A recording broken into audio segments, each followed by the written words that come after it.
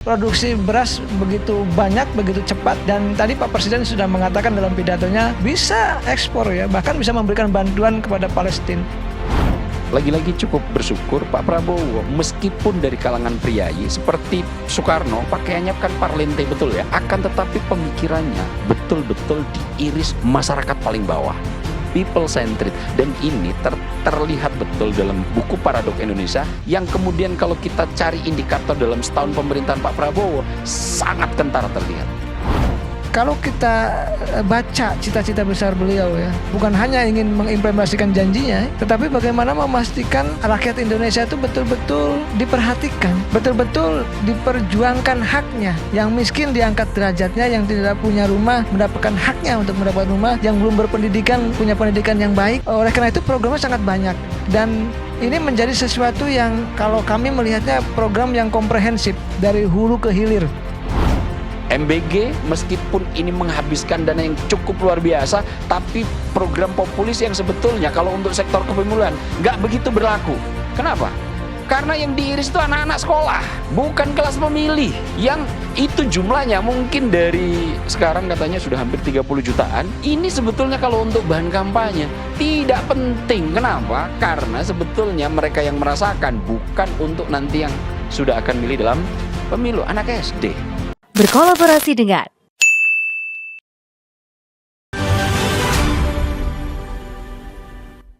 Ya, pemirsa, di Menyapa Indonesia Malam Spesial 1 tahun pemerintahan Prabowo Gibran kali ini kami hadirkan juga narasumber spesial, yaitu ada Kang Ujang Komarudin selaku tenaga ahli utama Badan Komunikasi Pemerintah. Kang Ujang, selamat malam. Selamat malam Mbak Tiara. Kabar baik? Alhamdulillah baik. Alhamdulillah. Dan tentunya tak hanya itu saja, karena narasumbernya tak hanya satu, karena kita berdua, begitu Tiara, maka narasumbernya juga kita hadirkan dua. Selain ada Kang Ujang, tentunya juga ada Kang Aap, yaitu Abdul Hakim MS, selaku Direktur Eksekutif Skala Survei Indonesia. Selamat malam Kang Aap. Selamat malam Mbak Jila. Apa kabarnya? Enak, seger. Enak, karena udah 1 tahun ya. Iya. Puji Tuhan lancar. Oke deh. Kang Aap dan juga Bang Ujang, tentunya malam hari ini kita akan berdiskusi dan juga berbincang begitu mengenai capaian dari 1 tahun masa pemerintahan Prabowo dan Gibran, di mana kita ketahui bersama tentunya ada beragam inovasi yang sudah diluncurkan dan juga sudah berjalan, di mana luar biasanya sekali, tidak hanya 1, 2, namun kita lihat banyak sekali juga sesuai dengan capaian dari Presiden Prabowo Gibran ini juga mencanangkan adanya Astacita ataupun 8 program prioritas serta 17 prioritas lainnya. Kita awali dengan yang pertama nih, tentunya ini berita yang hangat, yang sangat melekat dan langsung berada di masyarakat begitu. Kita awali dengan mungkin program makan bergizi gratis gitu ya. Tapi namunnya sebelum kita berbincang lebih jauh, kita saksikan terlebih dahulu VT terlebih ini.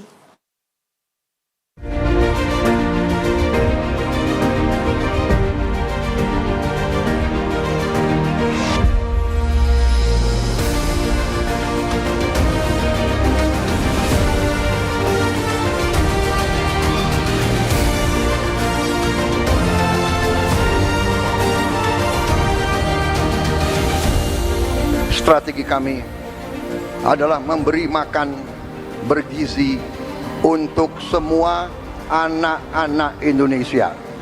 Waktu saya canangkan program ini, saya diejek, saya ditertawakan, saya dibilang saya ini setengah gila. Sungguh-sungguh kita harus berjuang, bekerja sebesar-besarnya untuk kepentingan rakyat kita.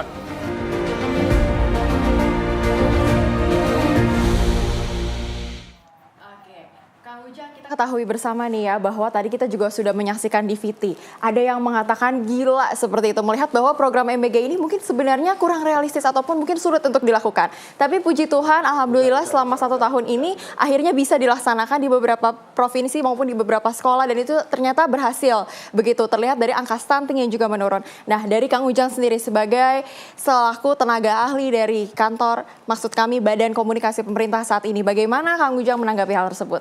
Pertama Mbak Sila ya, kami bersyukur bahwa apa yang menjadi cita-cita Bapak Presiden dari mulai kampanye, lalu juga visi misi, dan tentu implementasi hari ini terkait dengan makan bergizi gratis, itu dilakukan dengan baik ya.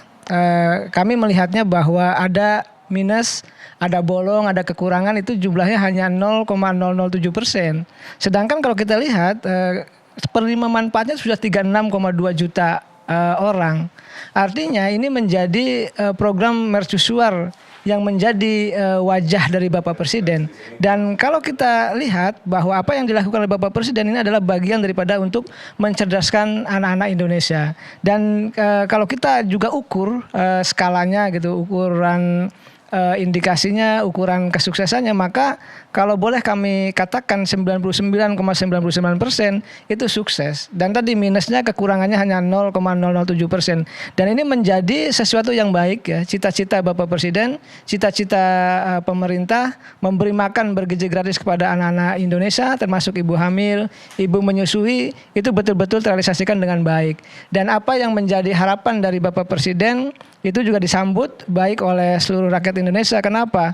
Karena tadi kalaupun misalkan Pak Presiden dalam pidatonya dianggap tanda kutip ya gila gitu ya, mungkin dia di luar sana banyak yang mengkritik, tidak mungkin dieksekusi, tidak mungkin dilaksanakan. Tetapi faktanya hingga detik ini, hingga hari ini sudah 1,4 miliar porsi makan dibagikan kepada anak-anak Indonesia, termasuk ibu hamil dan menyusui tadi. Oleh karena itu kami yakin apa yang menjadi cita-cita besar Bapak Presiden ingin menjadikan Indonesia emas ya 2045 itu pondasinya adalah dengan makan bergizi gratis. Jadi suka tidak suka, senang tidak senang, ini adalah bagian daripada program pemerintah. Dan tentu ini menjadi cita-cita yang baik untuk memastikan bahwa anak-anak Indonesia tidak lagi stunting, anak-anak Indonesia tidak lagi kurus kering, anak-anak Indonesia tidak bisa makan. Dan Mbak Sila ya, Mbak Aya gitu, saya dulu juga anak miskin gitu, makanya badan saya tuh kecil gitu. Jadi kalau saya melihat gitu bahwa anak-anak Indonesia hari ini diberi makan bergizi gratis, itu anugerah terbesar yang dimiliki oleh anak-anak Indonesia. Dulu ya karena saya, mohon maaf, dulu saya makannya nggak bergizi ya, makanya kecil terus. Ya, di kampung kira-kira. Artinya anak-anak Indonesia hari ini sudah diberikan fasilitas oleh Bapak Presiden, diberikan kesempatan untuk diberikan makan bergizi gratis. Artinya ada kesempatan untuk lebih menjadi orang yang hebat, bisa lebih menjadi orang yang sukses, orang yang sehat, dan tentu berguna bagi bangsa dan negara. Seperti itu Mbak Cila. Jadi memang dari program makan bergizi gratis ini salah satu untuk meningkatkan kualitas dari sumber daya manusia di Indonesia, terutama bahkan dari sejak dini begitu. Itu yang menjadi salah satu perhatian dari pemerintahan Prabowo Gibran. Kalau misalnya kita kilas balik, Kang Ujang, ada beberapa pernyataan dari Presiden Prabowo Subianto misalkan dalam acara Forbes Global CEO Conference 2025 kemarin menyinggung juga soal makan bergizi gratis terkait dengan hal positif, namun di satu sisi Presiden Prabowo Subianto juga pun menyinggung terkait memang ada tantangan dan hambatan yang dihadapi dalam pelaksanaan program makan bergizi gratis ini dan sudah memerintahkan jajarannya untuk kemudian meningkatkan ataupun menjadikan catatan dan juga mengevaluasi terkait program ini. Kalau dari Kang Ujang sendiri melihatnya seperti apa dari pemerintah ini? Ya, tadi kami sudah mengatakan Mbak Tiara ya, ada istilah kejadian keamanan pangan ya, 0,007%. Dan ini harus kami akui bahwa ini menjadi tantangan tersendiri bagi pemerintah Prabowo Gibran untuk memastikan bahwa makan bergizi gratis ke depan tentu harus zero error gitu.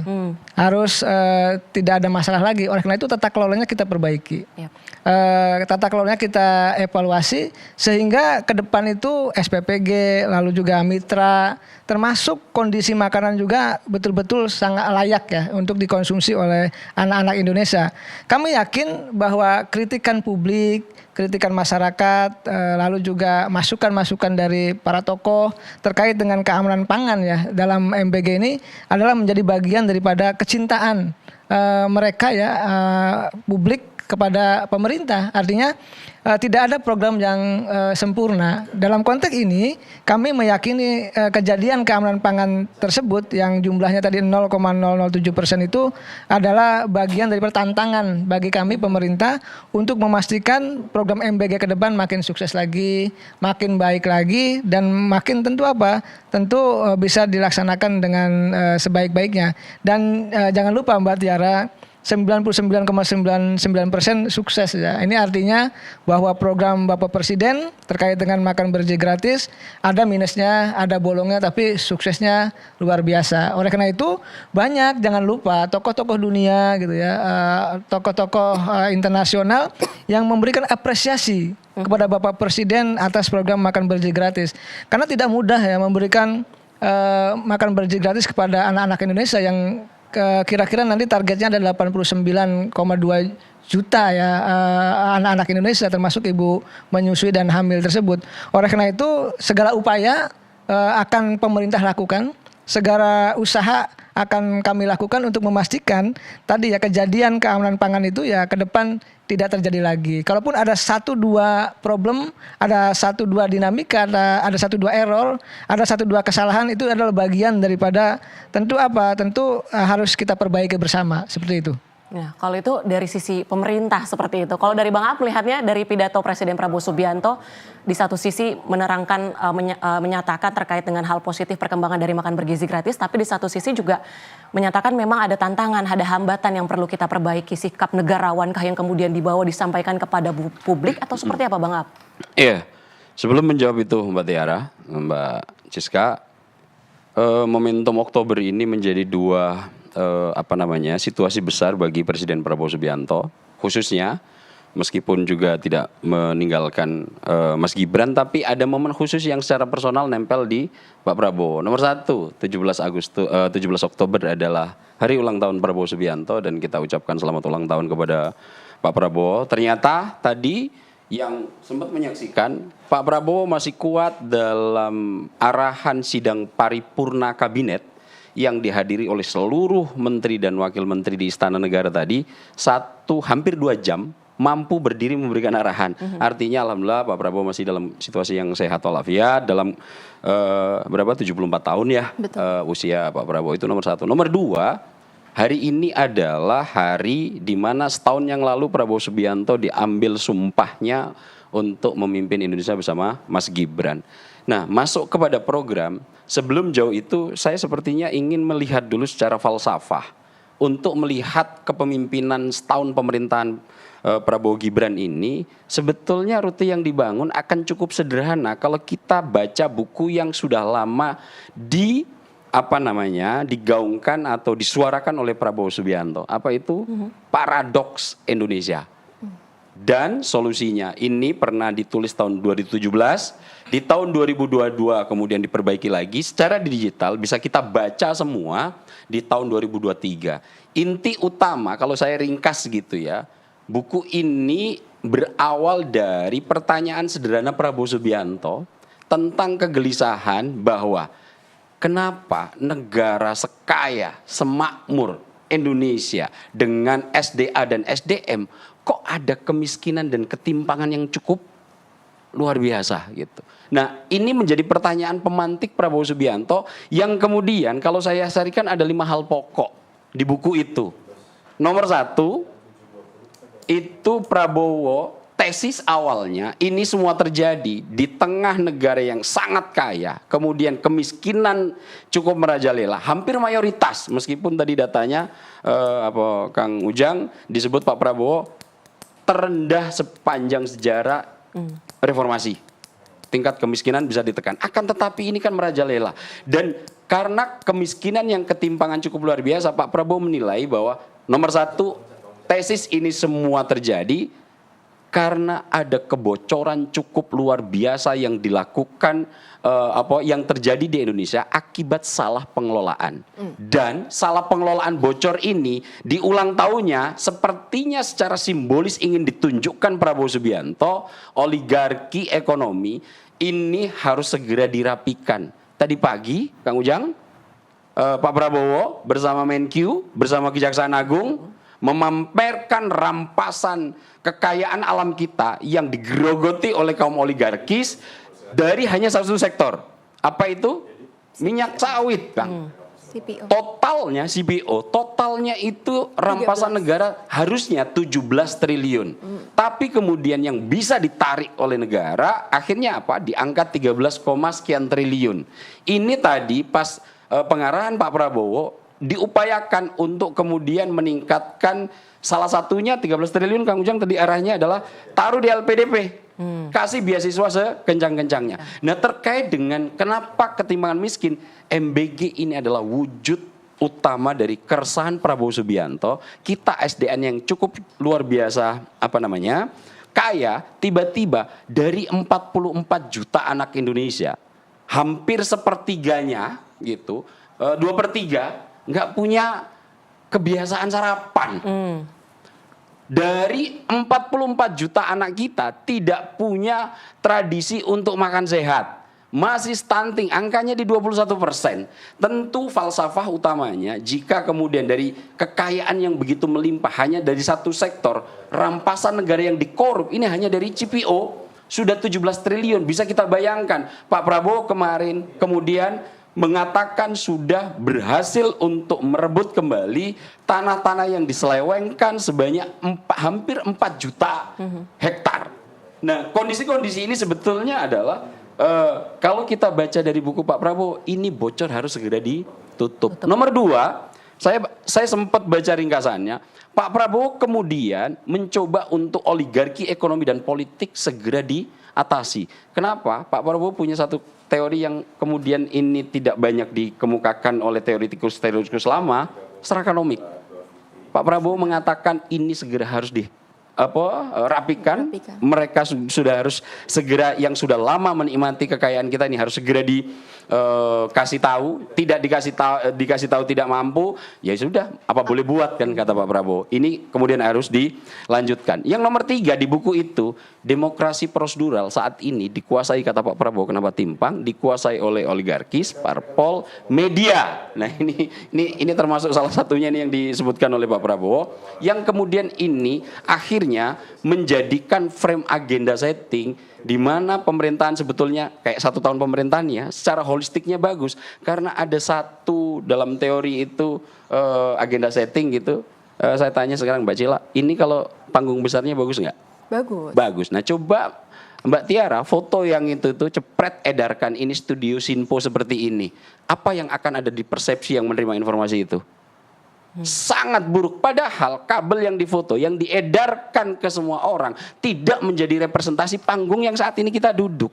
Nah, ini kadang-kadang yang kemudian mencoba untuk edarkan kepada khalayak, yang akhirnya makro besarnya tidak terwadai. Yang berikutnya di buku itu masih ada 2 lagi. Negara dipandang lemah untuk kehadiran di sektor intervensi urusan publik. Makanya Pak Prabowo dari awal narasinya adalah kampanye pasal 33. Cabang-cabang produksi yang menyangkut hajat hidup orang banyak dikuasai negara.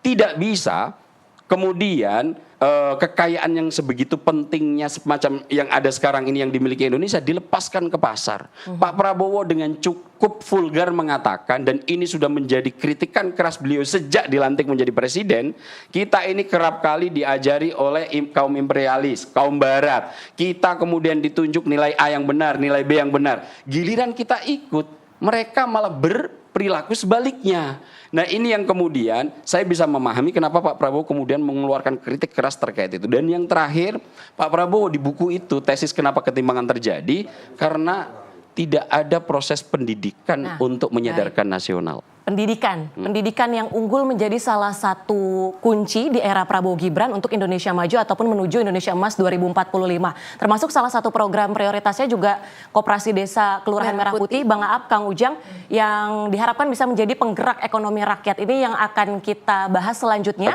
Tapi pemirsa, mari kita saksikan terlebih dahulu tayangan berikut ini.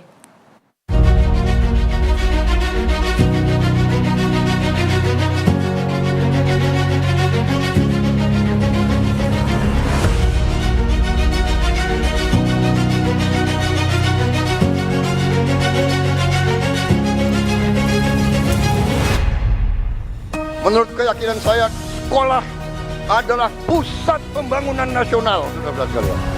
Tidak boleh ada sekolah yang atapnya runtuh. Tidak boleh ada sekolah yang tidak ada WC untuk anak-anaknya.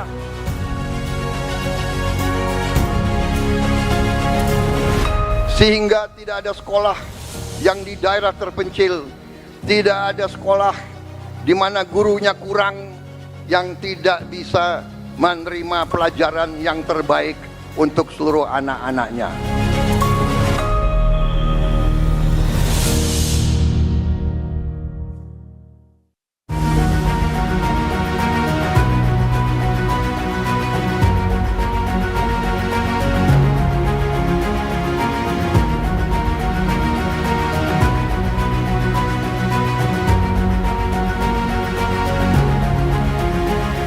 Saudara-saudara, 80.000 koperasi ini adalah suatu upaya untuk kita memperpendek rantai distribusi, rantai aliran bahan-bahan yang penting bagi rakyat, obat-obat yang penting bagi rakyat, rakyat kecil, rakyat yang ekonominya masih lemah. Mereka harus punya akses kepada obat-obat penting dalam harga terjangkau.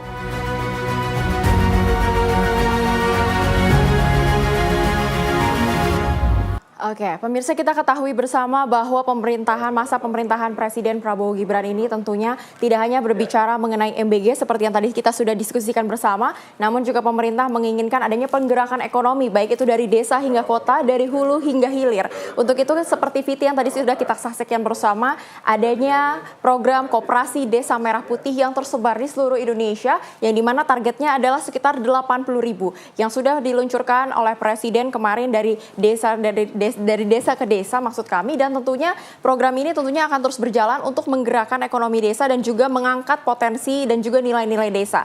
Untuk itu Kang Ujang, kembali lagi nih kita ke Kang Ujang. Ya, sudah sejauh mana sih Kang Ujang progres ataupun perkembangan dari Koperasi Desa Merah Putih ini? Apakah hasilnya sudah mulai nampak terlihat atau bagaimana Kang Ujang?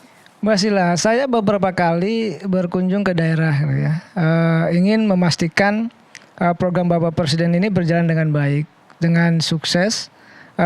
Ke Kalsel saya berkunjung ke banyak daerah lah, memastikan tadi bahwa koperasi Kopdes ya dan Kelurahan Merah Putih ini betul-betul disambut oleh masyarakat di tingkat bawah. Dan alhamdulillah perkembangannya begitu cepat, begitu meyakinkan, dan Menteri Keuangan sendiri sudah menggelontorkannya 200 triliun uang untuk katakanlah pergerakan ekonomi di tingkat bawah.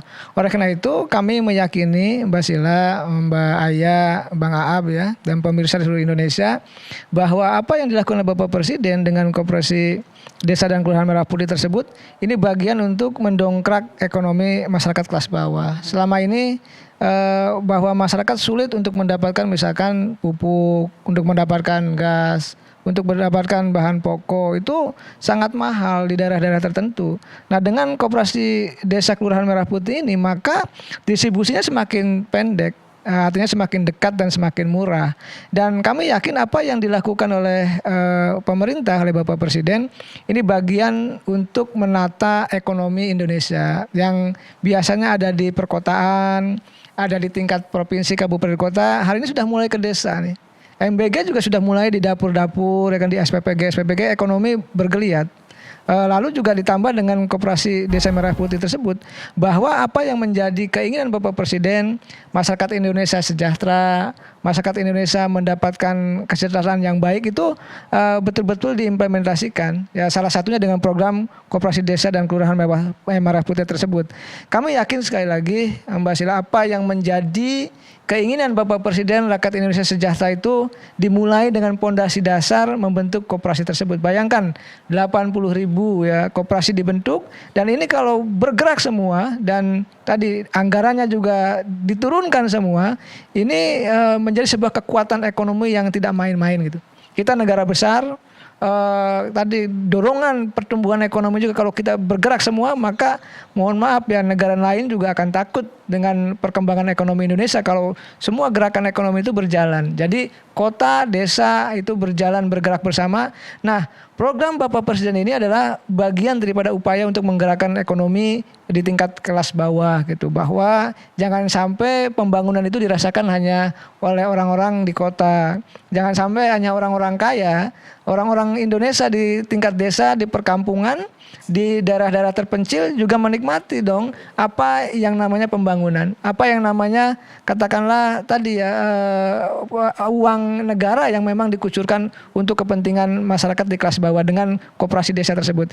Sekali lagi kami yakin apa yang menjadi cita-cita besar Bapak Presiden terus kami upayakan agar bisa dimaksimalkan sehingga program ini betul-betul bisa dirasakan dan dinikmati oleh masyarakat di bawah. Jangan sampai tadi bahwa yang misalkan ketidakadilan itu terjadi, jangan sampai. Jadi ini adalah bagian daripada untuk mendistribusikan kekuatan ekonomi bukan hanya ada di kota, bukan hanya di orang kaya, tapi juga dinikmati oleh masyarakat di desa-desa begitu. Mbak Sila. Baik, tentu kita berharap kehadiran dari Koperasi Desa Kelurahan Merah Putih ini bisa menjadi penggerak ekonomi rakyat, penggerak ekonomi desa.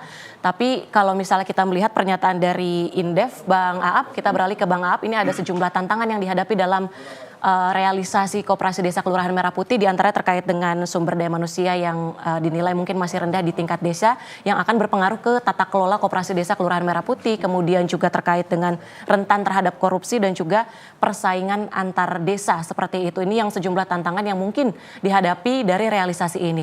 Dari pandangan Bang Aap melihatnya seperti apa dengan 1 tahun pemerintahan Prabowo Gibran dengan sejumlah tantangan yang dihadapi ini? Ya, lagi-lagi kita bisa balik ke Paradoks Indonesia, buku yang ditulis Pak Prabowo ya. Nah, untuk mengatasi ketimpangan itu, kenapa kita yang kaya kemudian tiba-tiba mayoritas masyarakat Indonesia miskin, salah satunya adalah ada distribusi kekayaan yang terus mengalir keluar. Itu nomor 1. Nomor 2, kurang pemberdayaan yang serius tentang pengelolaan bagaimana desa ini harus dibangun. Nah, Pak Prabowo konsepnya agak berbeda dalam menangani situasi ini. Kalau dalam konteks madhab ekonomi begitu kan ada liberalisme, kemudian di spektrum kalau seandainya saya tarik garis gitu ya, di spektrum paling kanan itu ada liberalisme, di paling kiri itu ada sosialis fasisme begitu.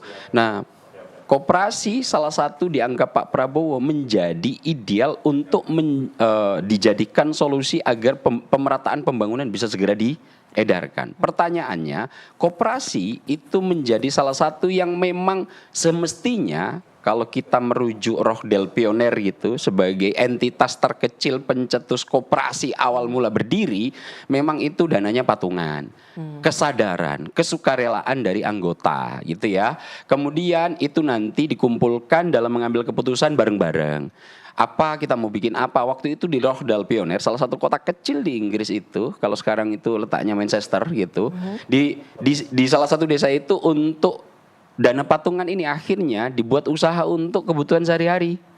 Nah, ternyata ini kok dipandang berjalan. Ini kemudian memantik loh, model patungan yang semacam ini oke dong diadopsi. Akhirnya dalam perkembangannya inilah menjadi cikal bakal koperasi yang kemudian pada ujungnya ada International Cooperative Alliance atau aliansi koperasi internasional. Itu poin-poinnya merujuk pada Roh del Pioner itu, prinsip-prinsipnya. Nah, Pak Prabowo melihat ini. Akan tetapi setelah pemikir Indonesia namanya Muhammad Hatta melihat Roh del Pioner yang cukup mumpuni ini dalam bentuk kooperatif bekerja sama, patungan, ini dibawa oleh Pak Hatta untuk ke Indonesia dalam konteks koperasi versi kita. Nah, uniknya sebetulnya kalau koperasi, negara nggak boleh turut campur. Nah, disinilah kemudian pemikiran Pak Hatta, ayah dari Pak Prabowo, Pak Sumitro Djahadikusumo, oke, ternyata model ekonomi ini cukup berjalan baik nih. Akan tetapi tidak kemudian sukarela diberikan patungan kepada masyarakat desa. Ini negara harus intervensi, masuk ke sana. Akhirnya apa? Koperasi Merah Putih yang dibentuk Prabowo dalam rangka itu menjalankan roda ekonomi paling bawah, tingkat desa, karena ini akan menjadi pondasi kuat ekonomi nasional dan untuk tumbuh bibitnya harus negara yang hadir.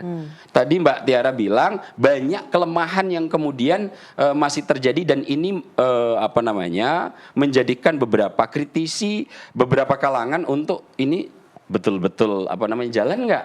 Akhirnya Pak Prabowo mungkin nanti bisa dielaborasi Kang Ujang, bentuk akta pendiriannya, proses seleksi, pelatihannya, bahkan nanti untuk menjalankan roda bisnis yang akan dilakukan oleh koperasi ini, pemerintah nggak tanggung-tanggung menggelontorkan 200 triliun ke bank-bank himbara yang nantinya bank-bank himbara ini nanti bisa menyalurkan kredit ke koperasi-koperasi ini dalam bentuk usahanya masing-masing yang itu nilainya angkanya 3-5 miliar per desa atau per koperasi. Nah kalau itu nanti bisa dijalankan memang ada potensi kredit macet, ada potensi nanti gagal bayar. Akan tetapi kalau kemudian memang nanti konsep Pak Prabowo yang mestinya dalam teori liberalisme negara nggak boleh hadir, tapi tiba-tiba Pak Prabowo akan hadir turut menyertakan tenaga pelatih terbaik, manajerial terbaik dan lain-lainnya, tentu mungkin kekhawatiran ini bisa sedikit direduksi. Nah ini yang saya lihat Pak Prabowo mencoba untuk membangun ekonomi yang paling dasar melalui koperasi meskipun tidak murni koperasi di awal berdiri, negara harus hadir. Pak Prabowo mencoba untuk memadukan mana yang bagus dari kapitalisme dan mana yang bagus dari sosialisme dihadirkan secara bersamaan. Dan wujudnya salah satunya adalah koperasi yang menjadi kebijakan dasar selain MBG di setahun pemerintahan Prabowo Gibran ini. Baik. Oke, Kang Ujang dan Mbak Apap, tentunya kita ketahui bersama juga tadi sudah disebutkan bahwa Presiden Prabowo sangat menginginkan adanya ekonomi yang bergerak dari desa begitu agar para petani, para nelayan itu benar-benar merasa tersentuh dan juga mendapatkan kemudahan agar mereka bisa panen lebih banyak dan juga mendapatkan ikan yang lebih banyak. Nah, kalau dari kembali lagi ke perspektif Kang Ujang, kalau dari Kang Ujang sendiri, menurut Kang Ujang, bagaimanakah ataupun langkah apa sih ke depannya yang kira-kira nantinya akan diambil lagi nih ataupun diberikan oleh Presiden Prabowo selain menggelontorkan dana begitu, itu kan merupakan sebuah inovasi yang baru juga begitu. Kira-kira ke depannya ada apa lagi sih nih kira-kira? Mbak Sila ya, Pak Presiden sangat cinta kepada rakyat ya, kepada masyarakat kelas bawah itu. Karena cintanya tuh program-programnya semua untuk rakyat. Dari mulai MBG, cek kesehatan gratis, lalu nanti ada sekolah Garuda, sekolah rakyat, termasuk koperasi yang kita bicarakan ini, semua untuk kepentingan rakyat. Jadi kalau bicara apa lagi misalkan yang akan dilakukan Presiden, tentu memastikan bahwa program ini berjalan dengan baik. Sehingga apa? Sehingga masyarakat itu sejahtera, sehingga masyarakat itu tidak ada lagi yang tidak bisa makan. Sehingga masyarakat itu tidak ada yang lagi yang stunting. Nah ini yang sedang kami kejar. Sehingga apa? Sehingga betul-betul cita-cita Bapak Presiden ingin mensejahterakan rakyat Indonesia itu terjadi. Kita tidak ingin misalkan seperti dulu-dulu bahwa pemerintah hanya berjanji, pemerintah hanya sekedar bicara. Tidak. Kami bekerja keras, pemerintah bekerja dengan sungguh-sungguh, Pak Presiden siang malam untuk memastikan bahwa apa yang menjadi kebijakan beliau, termasuk koperasi desa Merah Putih tersebut, adalah untuk tadi pembangunan pertumbuhan ekonomi di pedesaan. Tapi yang paling penting adalah soal inovasinya, tentu skemanya, tentu tata kelolanya sudah dilakukan ya, sudah terjadi, dan ini butuh pengawalan. Butuh pengawasan, butuh kontrol bukan hanya dari kami dari internal pemerintah, tetapi dari seluruh komponen rakyat Indonesia. Karena begini, kalau soal anggaran, kalau soal kebijakan, ya jangan sampai ada yang menyalahgunakan, jangan sampai ada yang main-main, jangan sampai ada yang korupsi. Ini khusus untuk rakyat. Ini khusus untuk kebutuhan masyarakat kelas bawah yang ada di desa. Maka perjalanannya harus kita kawal bersama-sama. Jadi apa yang menjadi cita-cita besar Bapak Presiden, memastikan tadi koperasi desa dan kelurahan Merah Putih itu tentu berjalan dengan maksimal, berjalan dengan baik, memastikan seluruh komponen bangsa termasuk anak-anak Indonesia ya, termasuk juga warga masyarakat yang ada di bawah di desa-desa itu ekonominya makin membaik. Kita tahu Mbak Sila, Mbak Tiara, Bang Aap, bahwa masyarakat hari ini juga butuh diperhatikan. Masyarakat hari ini butuh disejahterakan, dan Bapak Presiden berkomitmen untuk membangun kesejahteraan bagi seluruh rakyat Indonesia. Baik, itu kalau dari sisi Koperasi Desa dan Kelurahan Merah Putih, kita beralih sebenarnya banyak sekali program yang menjadi astacita dari Presiden Prabowo Subianto, diantaranya terkait dengan renovasi sekolah dan juga ada pemberikan bantuan kepada guru honorer. Jadi bukan hanya dari sisi infrastruktur, melainkan juga dari sisi kualitas pengajar, kemudian juga fasilitas dari sekolah-sekolah ini.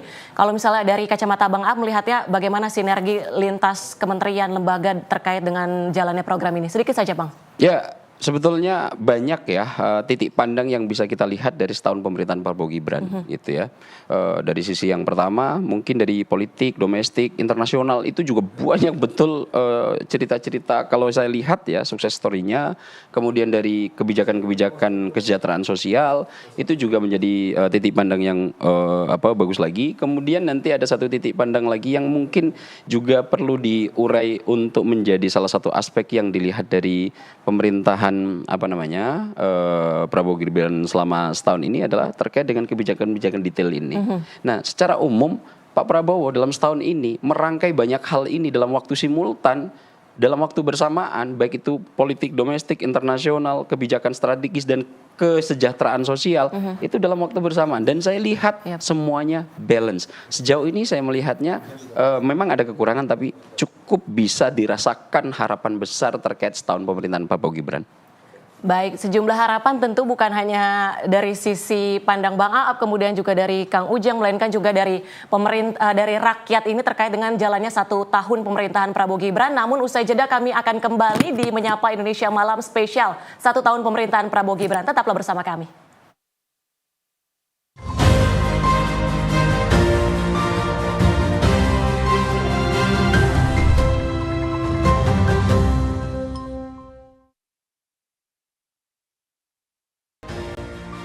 Ya, ini tahun pertama itu mungkin tahun pembelajaran buat kita semuanya para menteri ya. Tetapi juga tahun berikutnya itu saatnya untuk kita melakukan sesuatu yang terbaik untuk bangsa ini. Ya, saya sangat yakin bahwa ke depan bangsa Indonesia ini kalau kita memelihara persatuan dan kesatuan, kerukunan, maka kita akan meraih prestasi lebih baik lagi. Bukan saja prestasi nasional tapi prestasi internasional. Coba kita lihat di media-media internasional. Suara Pak Prabowo itu bukan main ya. Nah ini saya ingin tadi menghimbau ya bahwa lupa. Jangan hanya justru Turki, Malaysia dan Mesir yang memanfaatkan statement-statementnya Pak Prabowo. Jadi maka itu kami di UIN akan melakukan 5 seminar bagaimana mengartikulasikan, menindaklanjuti pernyataan-pernyataan Pak Prabowo. Jadi kita perlu mempersiapkan pangkalan pendaratan peradaban modern di masa akan datang yang lebih humanis, yang lebih toleran, lebih rukun. Nah, pendekatan-pendekatan yang kita lakukan di Indonesia ini banyak diharapkan ya seperti tadi pendekatan cinta, ekoteologi dan pendekatan holistik itu kan, rasa kasih. Nah, ini kita perlu syukuri. Sementara banyak negara gagal tidak bisa, listriknya saja nggak bisa nyala setiap hari, nyala malam, tidak bisa nyala siang, ada 3 hari nyala. Dan banyak sekali pemutusan tenaga kerja di tempat-tempat di negara-negara lain, tapi kita sebaliknya, ada makanan gratis, ada perumahan rakyat, kemudian juga ada sekolah rakyat, sekolah Garuda, belum lagi dengan Koperasi Merah Putih, ya BNPB yang betul-betul sangat proaktif untuk membantu korban-korban yang kecelakaan, yang bencana dan sebagainya kan. Jadi negara-negara lain itu sebetulnya iri terhadap Indonesia. Kok bisa ya? Kok bisa? Stabilitas politik, stabilitas ekonomi, insya Allah kalau kita mulai melihat secara jujur ya, kita itu berada pada suasana yang lebih baik ya. Kita lihat banyak sekali negara sekarang ini yang respect terhadap Indonesia, terutama tahun kepemimpinan Pak Prabowo ini. Terima kasih pemirsa, Anda masih bersama kami di Menyapa Indonesia Malam Spesial Live, membahas mengenai capaian 1 tahun masa pemerintahan Prabowo Gibran. Kalau tadi pada segmen sebelumnya kami sempat berdiskusi dan juga berbincang mengenai Koperasi Desa Merah Putih dan juga MBG ataupun makan bergizi gratis. Tentunya hal tersebut sangat melekat dengan masyarakat, baik itu dari desa hingga kota. Dari Aceh hingga Papua semuanya merasakan kedua program hebat tersebut. Namun selain itu tentunya tak hanya itu saja, masih ada program-program lainnya yang tentunya juga melekat dengan desa. Apabila kita berbicara mengenai desa ke kota, maka lekat dengan pertanian, perkebunan, dan juga perikanan, begitu yang lekatnya juga dengan capaian Prabowo Gibran, yaitu berhasilnya mencapai swasembada beras. Di mana kita ketahui bersama bahwa selama puluhan tahun, akhirnya Indonesia sudah berhasil kembali mendapatkan ataupun berhasil melakukan swasembada beras. Untuk itu, marilah kita simak terlebih dahulu VT berikut ini.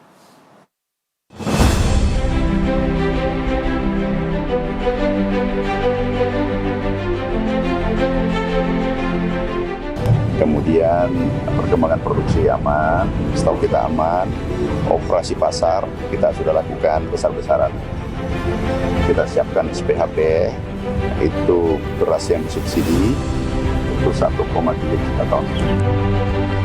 We are now self-sufficient in rice, and we are starting now to export rice to other nations in need, including providing rice for Palestine. We are confident in a few years' time, Indonesia will be the granary of the world.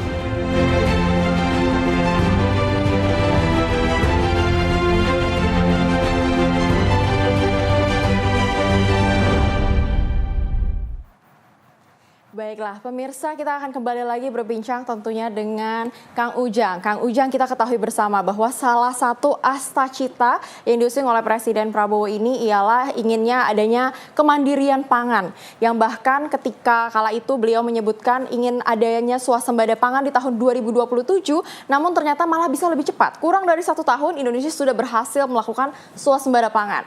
Nah, dari Kang Ujang sendiri, bagaimana skema ataupun apakah ini sebenarnya sudah termasuk dalam prediksi begitu, memang sudah direncanakan untuk dibuat lebih cepat di sebelum 2027 atau bagaimana? Pak Presiden itu pekerja keras ya.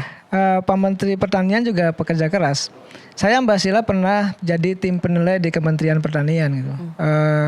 Sebelum masuk pemerintah gitu. Dan menterinya itu termasuk jajaran kementerian itu tidak pernah ada di kantor dan harus di lapangan gitu. Bagaimana harus cetak 3 juta hektar sawah. Bagaimana memastikan dari beras juga swasembada gitu. Dan kebetulan saya juga dari kampung kan di Subang itu lumbung padi gitu.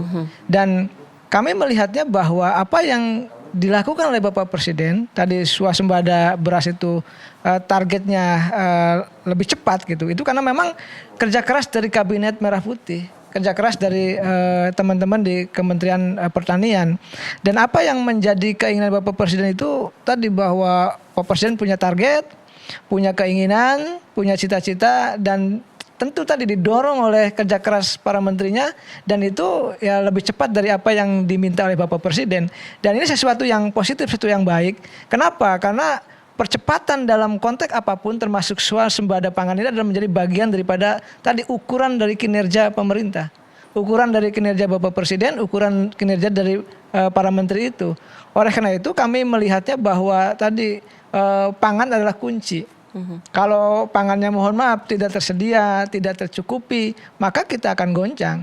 Oleh karena itu apa yang menjadi keinginan Bapak Presiden tadi bahwa swasembada itu terjadi bahkan lebih cepat, tentu ini juga bagian daripada kerja keras dari seluruh menteri, kerja keras dari pemerintah, kerja keras dari Bapak Presiden, kerja keras dari Kementerian Pertanian, sehingga betul-betul tadi stok pangan kita berlimpah, stok beras kita juga banyak, dan tentu ke depan ini menjadi bagian bahwa kita adalah mampu ya, kita mampu memproduksi beras begitu banyak, begitu cepat, dan tadi Pak Presiden sudah mengatakan dalam pidatonya bisa ekspor ya, bahkan bisa memberikan bantuan kepada Palestina. Ini sesuatu yang membanggakan bagi kita ya, di tengah-tengah banyak keraguan dari publik, banyak keraguan dari masyarakat bahwa kita negara agraris dari dulu sulit swasembada, tapi di bawah kepemimpinan Bapak Presiden alhamdulillah mampu swasembada beras, dan stok berasnya cukup banyak gitu. Nah itu Mbak Sila yang bisa kami sampaikan begitu.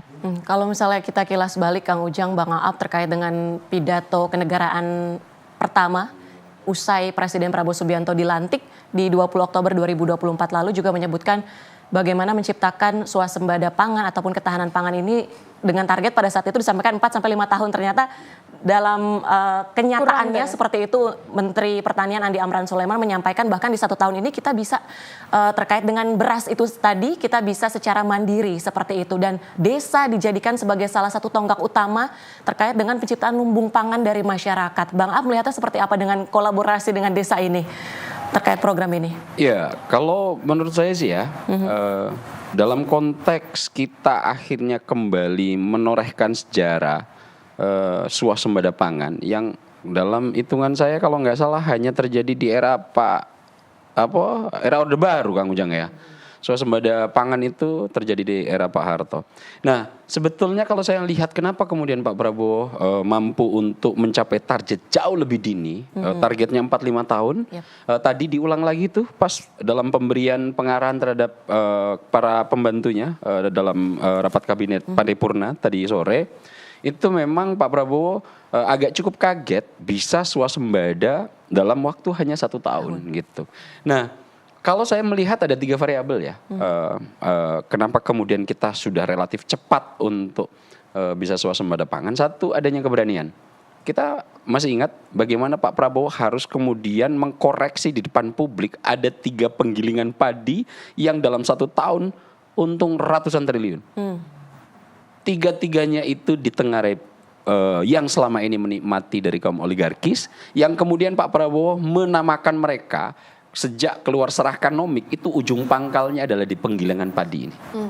Itu nomor 1. Nomor 2, saya lihat sebagaimana dikatakan Kang Ujang, pangan ditangani oleh orang yang tepat. Pak Amran ini adalah hidupnya memang sudah banyak diabdikan untuk ngurus sektor pertanian. Yang nomor 3 sebetulnya kalau kita mau dan diurus dengan benar, sudah dari dulu kita swasembada.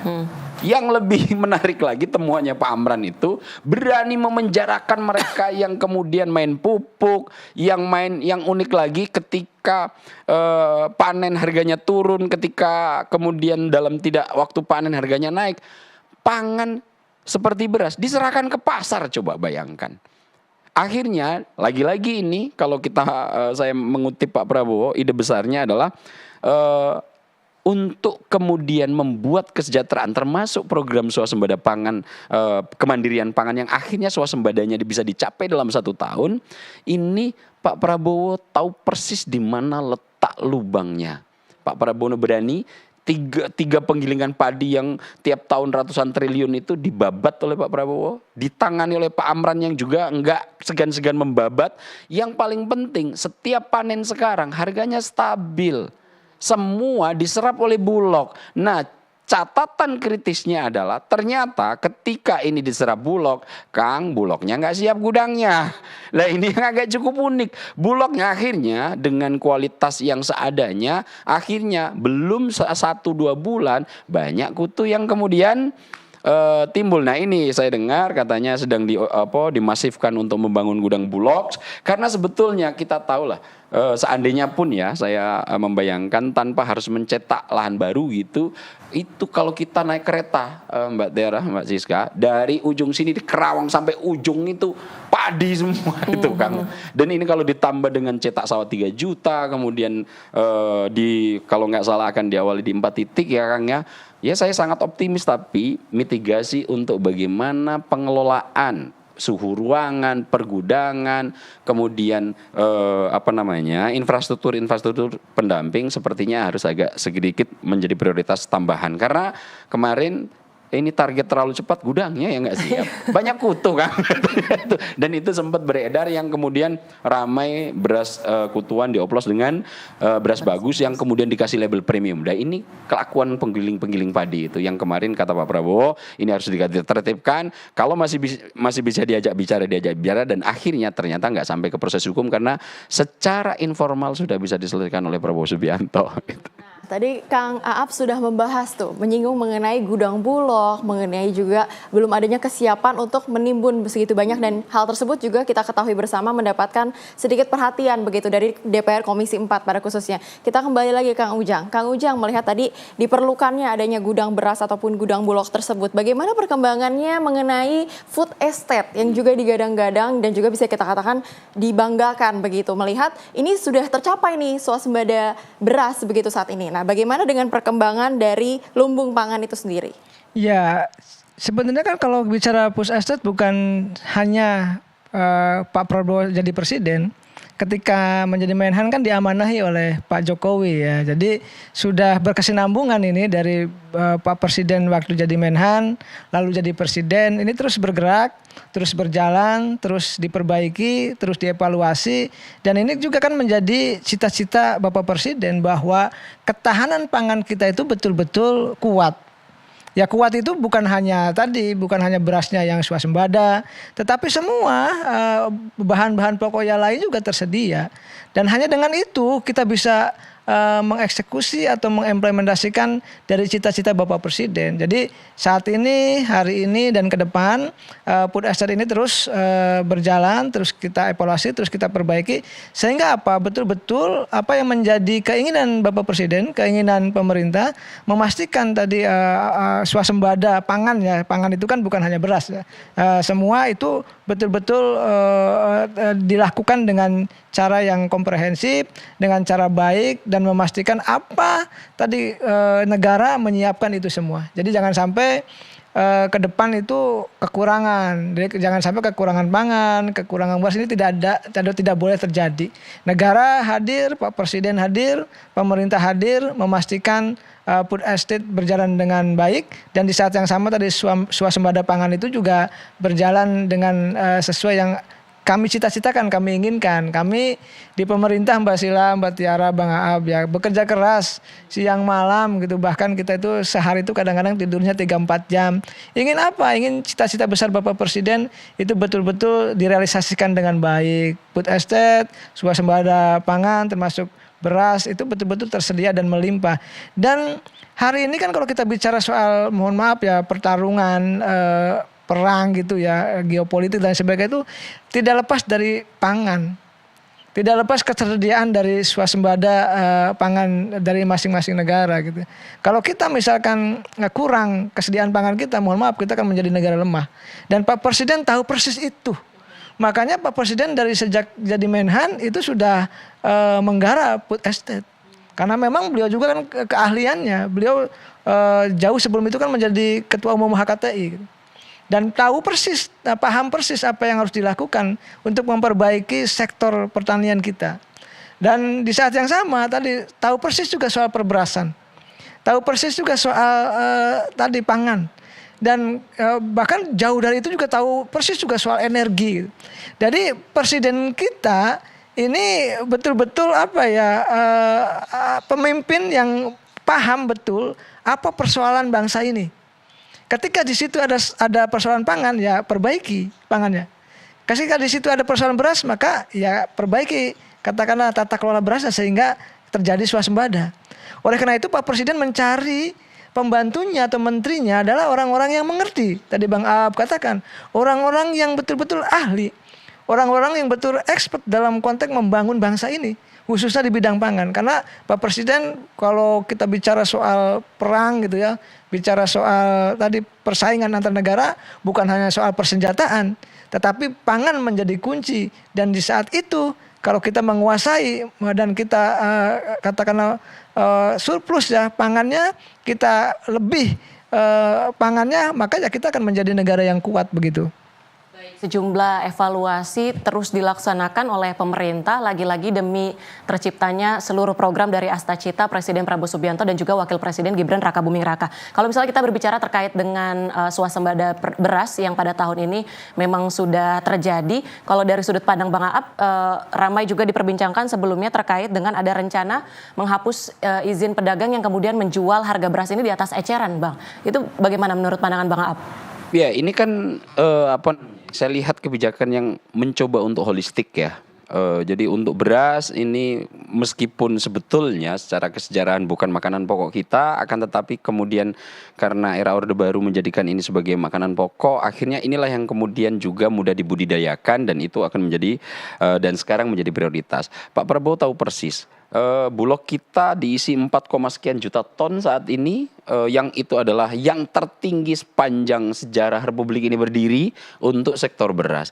Di sektor untuk food estate yang lain, misalnya pangan, singkong itu kan kalau lagi-lagi mikir gitu Mbak Tiara ya, ini kan batangnya kita lempar aja nggak usah kita rawat hidup loh gitu ya. Tapi kemudian ya lagi-lagi kalau kita mengarah kepada buku Pak Prabowo tentang paradok Indonesia, masa singkong yang sebetulnya kita nggak perlu rawat aja tumbuh hebat berdiri, itu tepungnya kita masih impor dari negara lain. Nah inilah yang kemudian saya pandang detail-detail yang kemudian kemarin itu terjadi, kenapa kita nggak bisa swasembada pangan. Letak utamanya ada di kaum oligarkis yang disebut Pak Prabowo sebagai kelompok serakanomik. Salah urus, salah pengelolaan, dan ini kata Pak Prabowo kita harus berani. Dan saya lihat setahun terakhir ini itu bukan omon-omon gitu ya. Secara subjektivitas pribadi saya, banyak indikatornya yang sudah bisa kita lihat. Swasembada beras, ada mafianya yang sebetulnya yang diimpor ke kita itu beras kita sendiri tuh Mbak Fitera. Modusnya salah satunya itu beras dari ini harganya diturunkan, ditampung oleh tengkulak, dikirim ke luar negeri, ditungguin, diimpor lagi ke kita. Ini kan itu apa namanya meminjam bahasanya Pak Prabowo, brengsek betul itu gitu.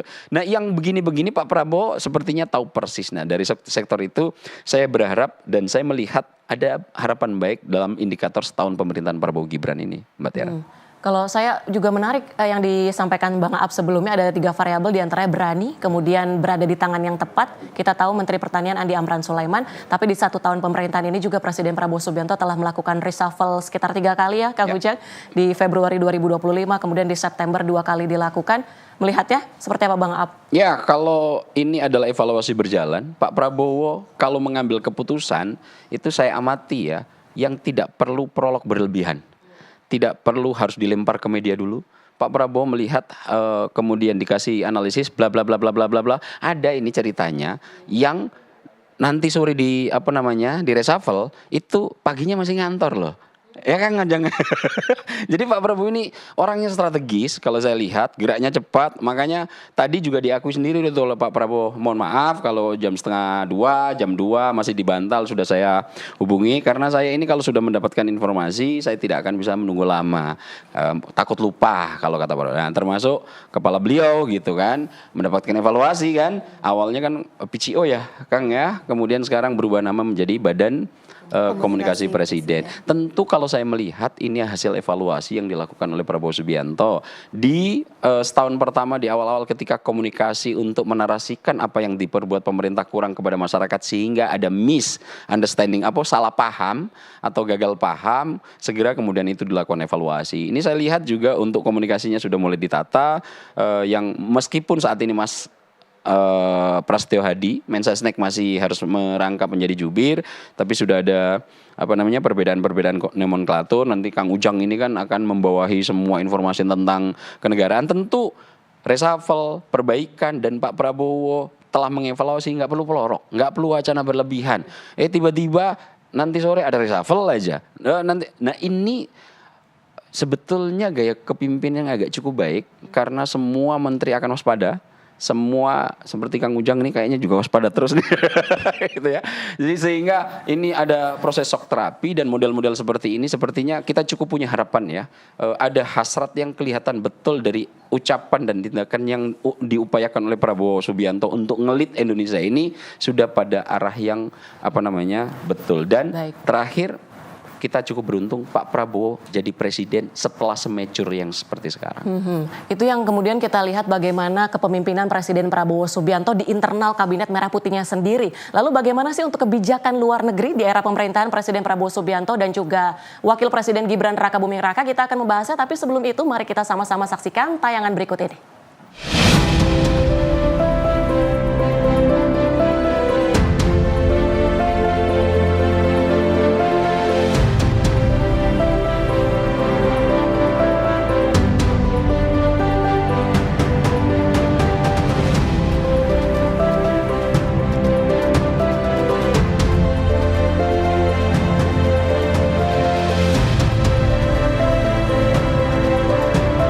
We must recognize Palestine now.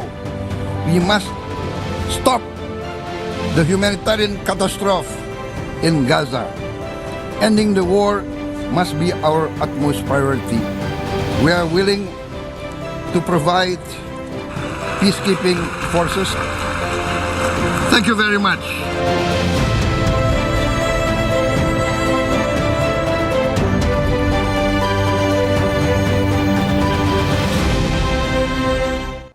Kebijakan luar negeri menjadi salah satu yang menjadi isu perbincangan juga di masyarakat. Kang Ujang, Bang Aap, tadi kita sama-sama telah menyaksikan VT terkait dengan ketika Presiden Prabowo Subianto menghadiri KTT BRICS 2025. Indonesia resmi menjadi anggota penuh dari BRICS dan ini tentu menjadi arah perubahan baru bagi pemerintahan Indonesia dengan mendapatkan tentunya sejumlah hal positif. Saya pertama ke Kang Ujang terlebih dahulu nih, Kang Ujang. Indonesia masuk ke anggotaan BRICS di eranya Presiden Prabowo Subianto. Kemudian Presiden Prabowo Subianto juga tidak henti-hentinya terus menyerukan terkait dengan perdamaian Palestina dari awal memimpin hingga saat ini, bahwa Indonesia bukan hanya menjadi penonton melainkan pemain di dalamnya. Sebenarnya kebijakan luar negeri apa yang kemudian ingin digerakkan oleh Presiden Prabowo Subianto dan juga Gibran Rakabuming Raka, Kang Ujang? Pak Presiden paham betul ya geopolitik yang terjadi. Oleh karena itu apa yang menjadi kebijakan Bapak Presiden sudah tepat. Bahwa ada pergeseran-pergeseran kekuatan ya di dunia ini. Jadi kalau kita bicara soal geopolitik itu kekuatan ini sekarang sudah mulai ke arah kalau bahasa kami timur gitu ya. Jadi kalau kita bicara BRICS ini sebuah kekuatan yang futuristik ke depan. Dan oleh karena itu apa yang menjadi langkah Bapak Presiden gitu bergabung dengan BRICS menjadi sesuatu yang tadi ya bagi pemerintah yang tepat ya untuk memastikan bahwa Indonesia bukan hanya jadi penonton tapi menjadi player, menjadi pemain dalam konteks percaturan dunia. Dan Pak Presiden itu punya apa ya? Punya keinginan kuat bahwa Indonesia harus menjadi negara yang dihormati, yang gagah di dunia internasional, dan Pak Presiden sudah lakukan itu. Coba kalau kita lihat gitu data yang ada gitu, saya baca-baca gitu bahwa approval rating Bapak Presiden jika dibandingkan dengan pemimpin-pemimpin dunia ya G20 itu paling tinggi loh. Dibandingkan Donald Trump, dibandingkan dengan tadi pemimpin-pemimpin semua negara-negara G20.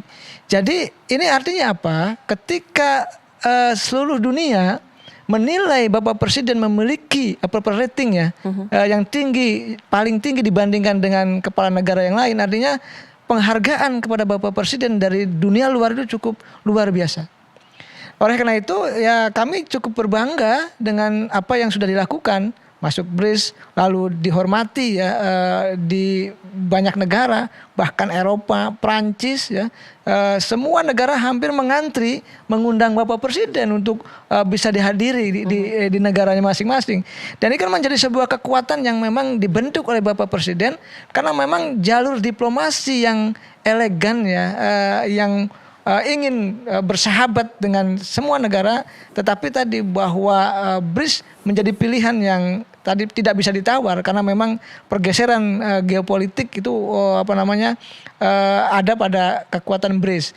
Nah, lalu kalau ingin kami sampaikan juga, Mbak Tiara, Pak Presiden ini presiden yang luar biasa percaya diri ya, bagaimana pidato ya luar biasa di PBB, lalu mendapatkan sambutan yang luar biasa juga dari banyak pemimpin dunia. Kami juga pemerintah juga menilai bahwa ini adalah momentum bahwa Indonesia berkibar di pentas dunia. Dan saya keliling-keliling iseng-iseng gitu ya di masyarakat kecil gitu, di warung kopi gitu, kemana aja yang saya kalau santai itu. Ternyata masyarakat Indonesia kelas bawah pun menghormati apa yang menjadi kebijakan Bapak Presiden. Dan sangat membanggakan katanya. Bahkan saya juga dosen gitu, saya keliling-keliling di kampus juga soal tadi kebijakan luar negeri juga diapresiasi oleh banyak dosen, oleh banyak akademisi, termasuk oleh banyak kampus. Karena memang yang dilakukan oleh Bapak Presiden real, nyata, Untuk apa? Untuk kepentingan Indonesia yang harus menjadi negara besar, harus menjadi negara kuat, harus menjadi negara yang dihormati di dunia internasional. Dan dukungan kepada Palestina tadi apa yang disampaikan Mbak Tiara pertanyaannya tidak pernah berubah. Ya. Pak Presiden mendapatkan aplaus yang luar biasa ketika berbicara soal Palestina, dan hingga saat ini Indonesia tidak pernah berubah untuk mendukung kemerdekaan Palestina.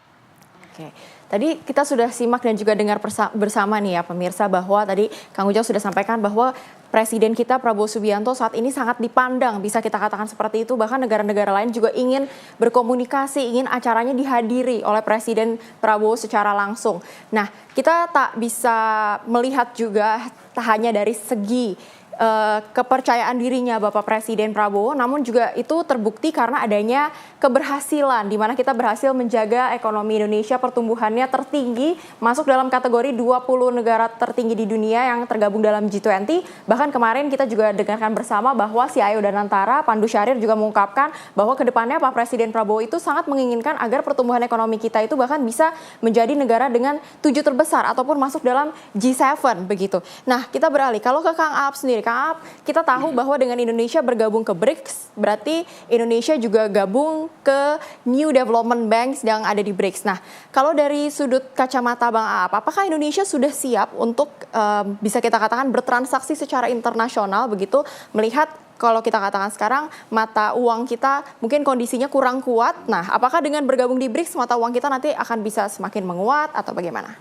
Iya, sebelum menjawab itu Mbak Siska, melihat satu sektor untuk politik internasional di pemerintahan setahun Prabowo Gibran, kalau saya pribadi, selain kalau ada kata di atas bangga apa kira-kira?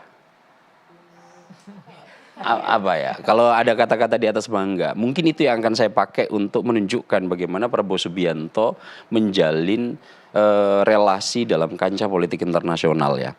Kenapa? Sejak beberapa dekade terakhir, itu kita belum pernah melihat lagi bagaimana kita cukup dan sangat terhormat di kancah internasional. Indikator yang paling sederhana saat ini BRIC misalnya, itu adalah negara-negara yang dipelopori oleh pemimpin-pemimpin yang saat ini menjadi poros-poros kekuatan politik dunia. BRIC di sana kita tahu ada Rusia. Kalau BRIC itu kan akronim dari Brazil, Rusia, India, China, dan South Africa. Itu belakangan terjadi. Akan tetapi di situ kita lihat leading sektornya ada 2, China dan Rusia. Ini dipandang menjadi sebuah kekuatan yang nanti akan bisa menjadi pembanding penuh negara-negara barat yang saat ini fakta pertahanannya masih mapan, NATO. Siapa di belakang NATO? Negara-negara Eropa Barat dan juga tentu Amerika Serikat. Nah, di kancah untuk bergaul secara politik dengan pemimpin-pemimpin besarnya, Pak Prabowo nggak ada kecanggungan sama sekali. Sebelum dilantik menjadi presiden sudah bersahabat dengan Presiden Rusia Vladimir Putin. Setelah kemudian dilantik bertemu dengan Xi Jinping. Kemudian di kelompok-kelompok Amerika dan NATO sangat bersahabat dengan Donald Trump. Bahkan ketika harus bernegosiasi cukup diselesaikan lewat telepon. Ketika Pak Prabowo di pesawat belum sampai juga ke Indonesia, negosiasi sudah bisa diselesaikan.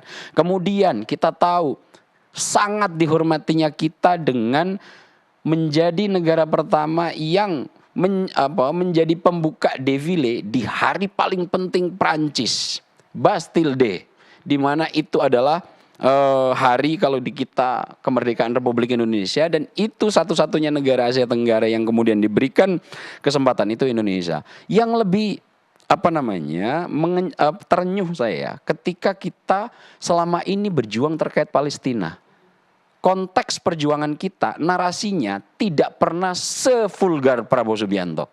Selama ini sejak Presiden Soekarno telah menggarisbawahi selama Palestina masih diduduki oleh Israel, selama itu pula Indonesia tidak akan pernah mengakui Israel. Tapi narasinya masih lembut. Mulai dari era Soekarno, kemudian ke Pak Harto, ke Pak Habibie, Bu Mega, kemudian Pak Jokowi, Pak SBY, semua narasinya lembut. Tapi kemarin sejak lantik, Pak Prabowo mengatakan diri, kita tidak akan pernah mengakui Israel sebelum Palestina dimerdekakan. Tapi narasi yang pertama tidak pernah kita ucapkan. Dan itu diulang mulai dari Antalya Forum, di forum Antalya Forum di Turki, forum ekonomi di sebelumnya di Rusia. Kemudian pada puncaknya 2 kali pidato di UNGA, United Nations General Assembly, KTT PBB ya. Itu Pak Prabowo sampai menggebrak meja untuk kemudian perjuangan terhadap Palestina bisa diakui menjadi sebuah negara yang berdaulat. Dan 20 poin yang kemudian setelah Pak Prabowo pidato di KTT PBB, terjadi perdamaian untuk pertama kali antara Gaza dan Israel. Saya lihat ini adalah capaian cukup luar biasa, dan tiba-tiba Pak Prabowo diundang secara khusus oleh Trump dan disebut 3 kali dalam acara itu, disambut ini adalah tokoh yang sangat kuat gitu, Indonesia, dan itu dikatakan Donald Trump sebagai pemimpin leadernya NATO gitu tanpa membaca list. Baru kemudian Donald Trump baca list baru itu, yang dari Inggris, yang dari Denmark, yang dari Prancis baru dibaca. Prabowo Subianto direksi pertama kali pandangan Trump langsung tertuju ke Prabowo Subianto setelah kemudian dari Pakistan itu menyatakan ini. Tapi Pak Prabowo kemudian dengan cukup sopan juga tidak mengambil panggung. Ini saya lihat kemampuan Prabowo Subianto dalam konteks memang semua pemimpin-pemimpin besar ini sahabatnya. Pak Prabowo kemarin tuh di forum Forbes dengan pemimpin besar Forbes itu kan mengatakan bahwa memang ada dinamika politik. Akhirnya Pak Prabowo punya kesempatan untuk menjelajah di semua negara. Tiap 2 tahun pindah, Akhirnya Raja Abdullah yang sebetulnya secara definitif Jordan itu menjadi misalnya nih penjaga Masjid Al-Aqsa. Jadi Masjid Al-Aqsa ini sebetulnya secara politik yang jaga itu sekarang Jordan. Itu adalah sahabat baiknya Pak Prabowo. Ketika mengalami situasi sulit di Indonesia, Pak Prabowo dinaungi oleh Raja Abdullah. Kemudian Raja Mesir, ini adalah sahabat-sahabatnya. Dalam konteks itu, lagi-lagi kita cukup bahagia. Untuk konteks internasional, kita dipimpin oleh Prabowo Subianto yang sudah cukup mature, baik secara karakter, pengetahuan, maupun jejaring daya jelajahnya. Dan saya lagi-lagi kalau seandainya dalam konteks internasional ada kata diksi di atas bangga, saya akan memilih itu, Mbak Tiara. Terkait dengan kebijakan luar negeri ataupun politik luar negerinya. Betul. Ya di era pemerintahan Presiden Prabowo Subianto ini. Dan yang menarik kalau dalam beberapa pidatonya Kang Ujang, Bang Aap, Presiden Prabowo Subianto ini juga menyebut 1000 kawan terlalu sedikit, 1 musuh terlalu banyak. Nah ini Kang Ujang melihatnya seperti apa? Memang itu yang kemudian coba dibangun untuk menjalin relasi dengan semua lini, dengan semua negara, atau seperti apa? Ya, Pak Presiden ini kan sebelum jadi presiden kawannya di mana-mana dan banyak kepala negara yang sudah berkawan sejak lama yang disampaikan oleh Bang Aap tadi. Jadi tidak aneh dan tidak heran ketika beliau jadi presiden sudah bersahabat gitu, sudah dekat, sudah makin erat, kena setara ya, kena sama-sama kepala negara. Dan ini tentu membanggakan ya, apa yang menjadi falsafah Bapak Presiden tadi, bahwa itulah adalah cita-cita Bapak Presiden bahwa tidak mau banyak musuh, tidak mau membenci. Dan bayangkan di Indonesia pun Pak Presiden melakukan konsolidasi, merangkul semua komponen anak bangsa untuk membangun pemerintahan. Dan itu menjadi sesuatu yang positif. Nah biasanya mohon maaf gitu ya, dalam politik itu kan kalau menang ambil semua untuk kelompoknya. Tapi Pak Presiden tidak. Lawan-lawannya pun gitu ya dalam politik ya dirangkul untuk bersatu membangun bangsa. Dalam konteks dunia Pak Presiden hampir-hampir ya tidak punya musuh, bahkan berkawan dengan semua pemimpin dunia. Oleh karena itu tentu ini menjadi teladan bagi anak-anak bangsa di seluruh Indonesia bahwa tadi Presiden Bapak Prabowo itu bersahabat dengan banyak kalangan, dengan banyak komponen kepala negara ya di seluruh dunia. Dan di Indonesia pun Pak Presiden kan cukup memahami betul psikologi anak-anak bangsa bahwa semuanya kan ingin dekat, semuanya ingin dirangkul, dan Pak Presiden tidak menciptakan musuh. Menciptakan kawan adalah menjadi bagian daripada keinginan Bapak Presiden untuk sama-sama membangun bangsa. Membangun bangsa tidak bisa sendirian, tidak bisa dilakukan oleh satu partai, tidak bisa dilakukan oleh satu kelompok, dan Pak Presiden merangkul semua komponen bangsa termasuk pemimpin dunia untuk mendukung Indonesia. Bahkan kalau kita ingin katakanlah menilai Bapak Presiden, maka ya nilailah dengan apa yang dilakukannya. Artinya tadi beliau dekat dengan semua kalangan, dekat dengan semua kelompok, bukan hanya di Indonesia tapi duduk di kancah dunia, dan itu tentu menjadi sesuatu yang positif bagi anak-anak bangsa di Indonesia. Mbak Tiara, ya mohon maaf ya, kita ini banyak kehilangan keteladanan, miskin keteladanan. Dulu kita mengenal Bung Karno, Bung Hatta, Hamka, Sahril, dan pemimpin dunia yang lain itu menjadi tokoh kebanggaan bagi kami gitu, ketika kami dulu di usia muda. Nah hari ini hampir-hampir anak-anak muda kita kesulitan untuk mencari sosok kebanggaan dan teladan itu. Dan kami melihatnya Pak Presiden bisa menjadi teladan gitu untuk anak-anak Gen Z, ya, anak-anak milenial hari ini, bahwa sudut pandang Bapak Presiden, kebijakannya gitu, perilakunya itu tadi bukan untuk kepentingan pribadi, sama sekali tidak ada, tapi semua pikirannya, ucapannya, tindakannya adalah untuk kepentingan masyarakat bangsa dan negara, termasuk untuk membela Palestina tadi. Dan apa yang menjadi keinginan Bapak Presiden, bersatu gitu ya, bersama membangun Indonesia termasuk membangun dunia, itu betul-betul terus dilakukan secara baik oleh Bapak Presiden. Makanya Mbak Tiara, kami ya, Mbak Sila, Bang Aap, kami di pemerintahan termasuk saya itu ya sangat bangga melihat Pak Presiden bisa dengan kuat ya menjalankan tugasnya, dan tadi bisa mengimplementasikan apa yang sudah menjadi janji kampanyenya, bisa mengimplementasikan apa yang menjadi visi misinya begitu. Ya, kita berharap sekali terkait dengan visi misi dari ataupun yang menjadi asta-cita dari pemerintahan Presiden Prabowo Subianto ini bisa dituntaskan, bisa dilunaskan, dan usai jeda kita kembali, tetaplah bersama kami di Sinpo TV.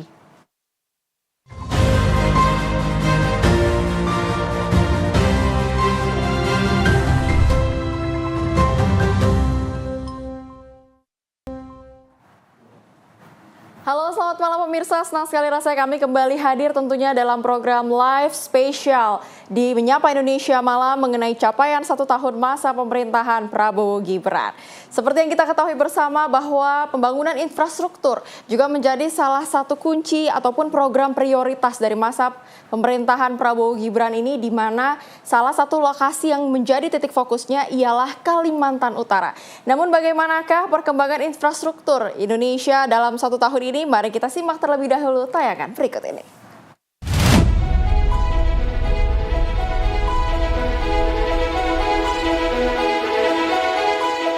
Saudara sekalian, perumahan adalah sangat penting, dan perumahan itulah yang bisa juga selain memenuhi kebutuhan yang sangat penting untuk rakyat, terutama yang berpenghasilan rendah, juga perumahan itu bisa dan selalu menjadi motor dari pertumbuhan ekonomi. Ini bersama kita amankan juga untuk seluruh rakyat Indonesia.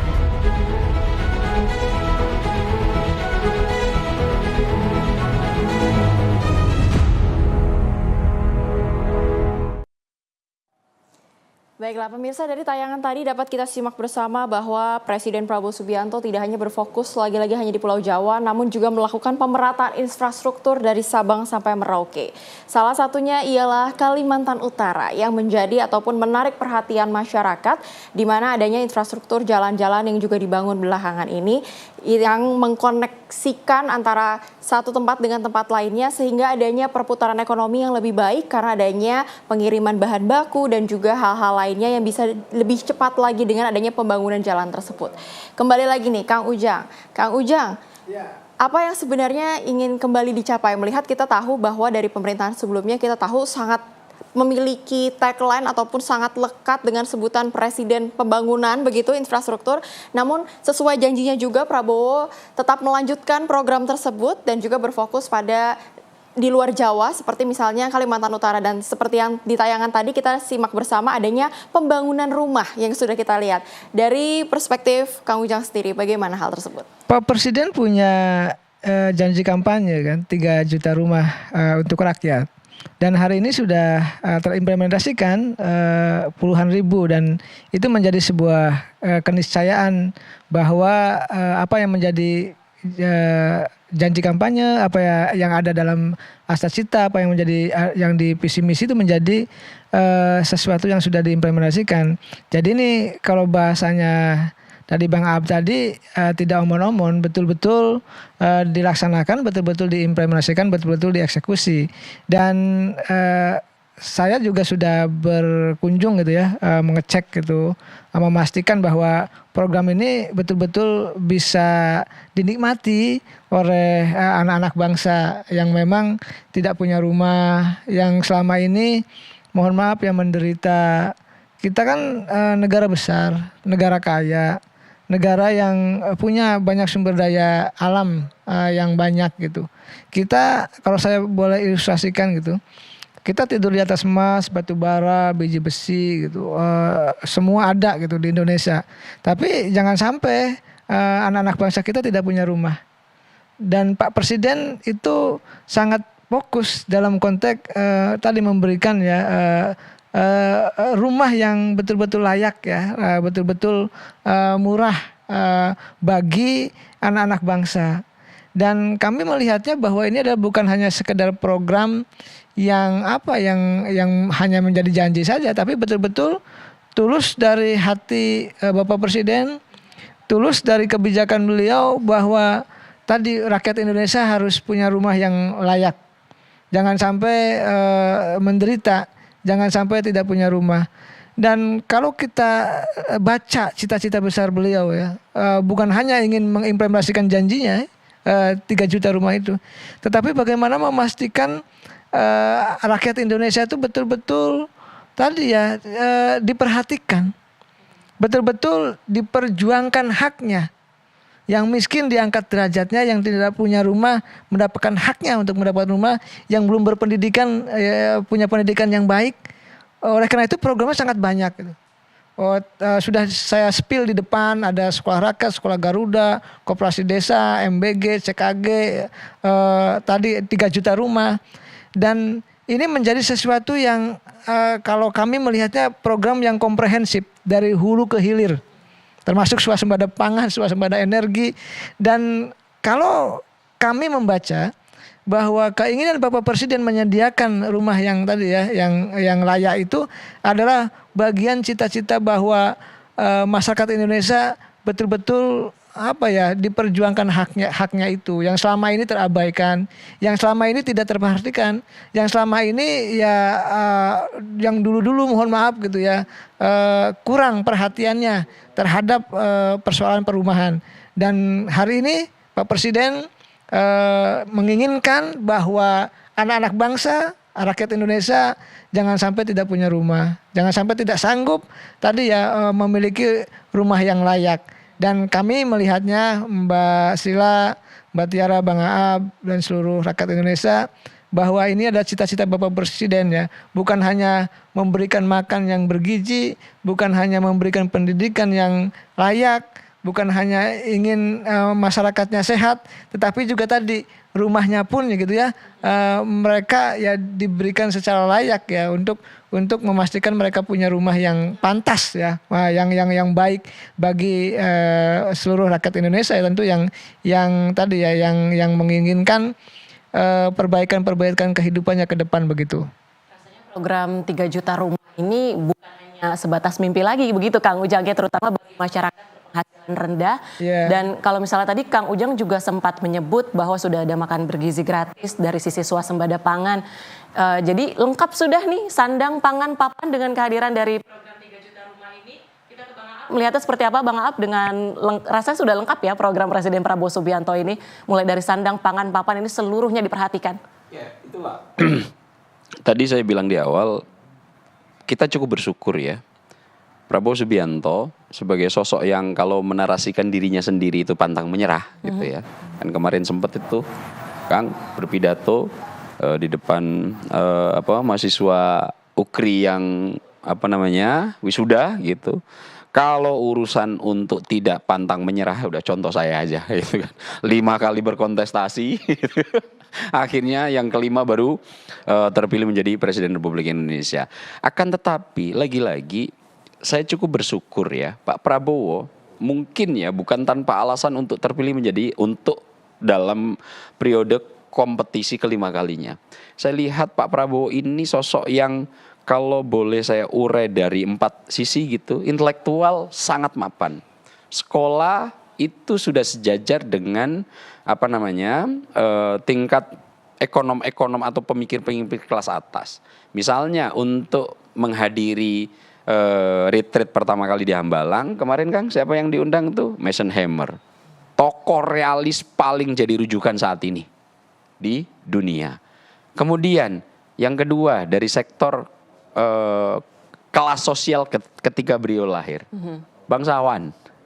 Itu kenapa saat ini seandainya Prabowo Subianto itu bukan bangsawan, oligak itu saya tidak akan yakin 13 triliun rela diserahkan kan.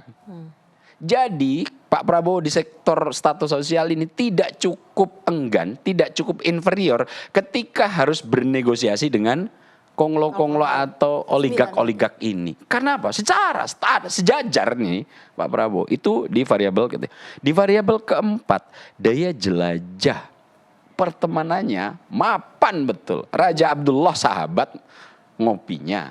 Ketika harus sedikit terasing dari pentas politik nasional, ditemenin Pak Prabowo, ditemenin Raja Abdullah. Ketika kemudian kemarin ke Jordan, sampai cara jalannya persis banget itu sama Raja Abdullah. Itu satu poin yang ingin saya baca, pertemanannya selekat itu. Dengan yang lain tidak cukup enggan. Kenapa? Karena Pak Prabowo tidak kalah secara pemikiran. Yang terakhir ini yang menjadi variabel penting, kenapa saya cukup bersyukur Prabowo menjadi pemimpin yang saat ini dalam konteks pemahaman madhab politik dan ekonomi mapan betul. Itu kenapa ilustrasi yang kemudian ketika saya baca buku Paradok Indonesianya Pak Prabowo, saya cukup bisa menyelami begitu akan sebetulnya mau dibawa kemana Indonesia ini. Dan Pak Prabowo saya lihat karena meskipun dia dari kaum bangsawan, intelektualnya mapan, kemudian pertemanannya di atas rata-rata dan juga kelas sosialnya itu di atas kita semua, tapi yang saya cukup bahagia pemikiran ayah beliau itu tertular betul, sehingga karena kalau kita meskipun sempat sedikit bercekcok dengan Pak Karno, itu pemikiran sosialis ketika itu cukup membahana. Dan itu diakui sendiri oleh Prabowo Subianto ketika bicara dengan Pak Forbes gitu. Nah dari sektor ini lagi-lagi cukup bersyukur Pak Prabowo meskipun dari kalangan priayi seperti Soekarno, pakaiannya kan parlente betul ya. Tidak pernah pakaian kusut, tidak pernah pakaian lusuh gitu. Akan tetapi pemikirannya betul-betul diiris untuk kalau piramida sosial gini masyarakat paling bawah. People centered. Dan ini terlihat betul dalam buku Paradok Indonesia yang kemudian kalau kita cari indikator dalam setahun pemerintahan Pak Prabowo sangat kentara terlihat. MBG meskipun ini menghabiskan dana yang cukup luar biasa, tapi program populis yang sebetulnya kalau untuk sektor kepemiluan nggak begitu berlaku. Kenapa? Karena yang diiris itu anak-anak sekolah, bukan kelas pemilih. Yang itu jumlahnya mungkin dari sekarang katanya sudah hampir 30 jutaan. Ini sebetulnya kalau untuk bahan kampanye tidak penting. Kenapa? Karena sebetulnya mereka yang merasakan bukan untuk nanti yang sudah akan milih dalam pemilu, anak SD. Nah kemudian yang kedua mungkin cek kesehatan gratis itu masih mengiris, tapi kan anggarannya lebih kecil. Kemudian sektor kebijakannya populis, iya. Dan saya melihat lagi-lagi dalam komprehensif dalam menyusun rute, kalau meminjam istilahnya Kang Ujang tadi, dari hulu ke hilir. Karena Pak Prabowo secara background falsafah intelektualnya mapan, temennya ada, kemudian berani karena memang dari kaum yang misalnya sederajat. Kalau seandainya kita sederajat, kalau berantem itu mudah. Oligak Indonesia itu saya amati, itu temen ngopinya Pak Prabowo semua itu. Jadi kalau misalnya Pak Prabowo ngomong, sudah saya ingatkan, saya ajak ngobrol nggak berani, ya udah saya sikat sekarang. Karena apa? Temen. Mungkin Kang Ujang dengan temen kalau berbeda pandangan, pasti kan penyelesaiannya dengan debat gitu kan. Iya. Debat karena apa? Setara, dan Pak Prabowo itu kok posisinya saya lihat sedemikian. Nah, itulah kenapa kemudian saya cukup bersyukur Pak Prabowo terpilih menjadi presiden dan ngelit kita semua di semecur posisi beliau yang sekarang. Yap. Itu sangat menarik Betul. sekali ya tentunya Tiara.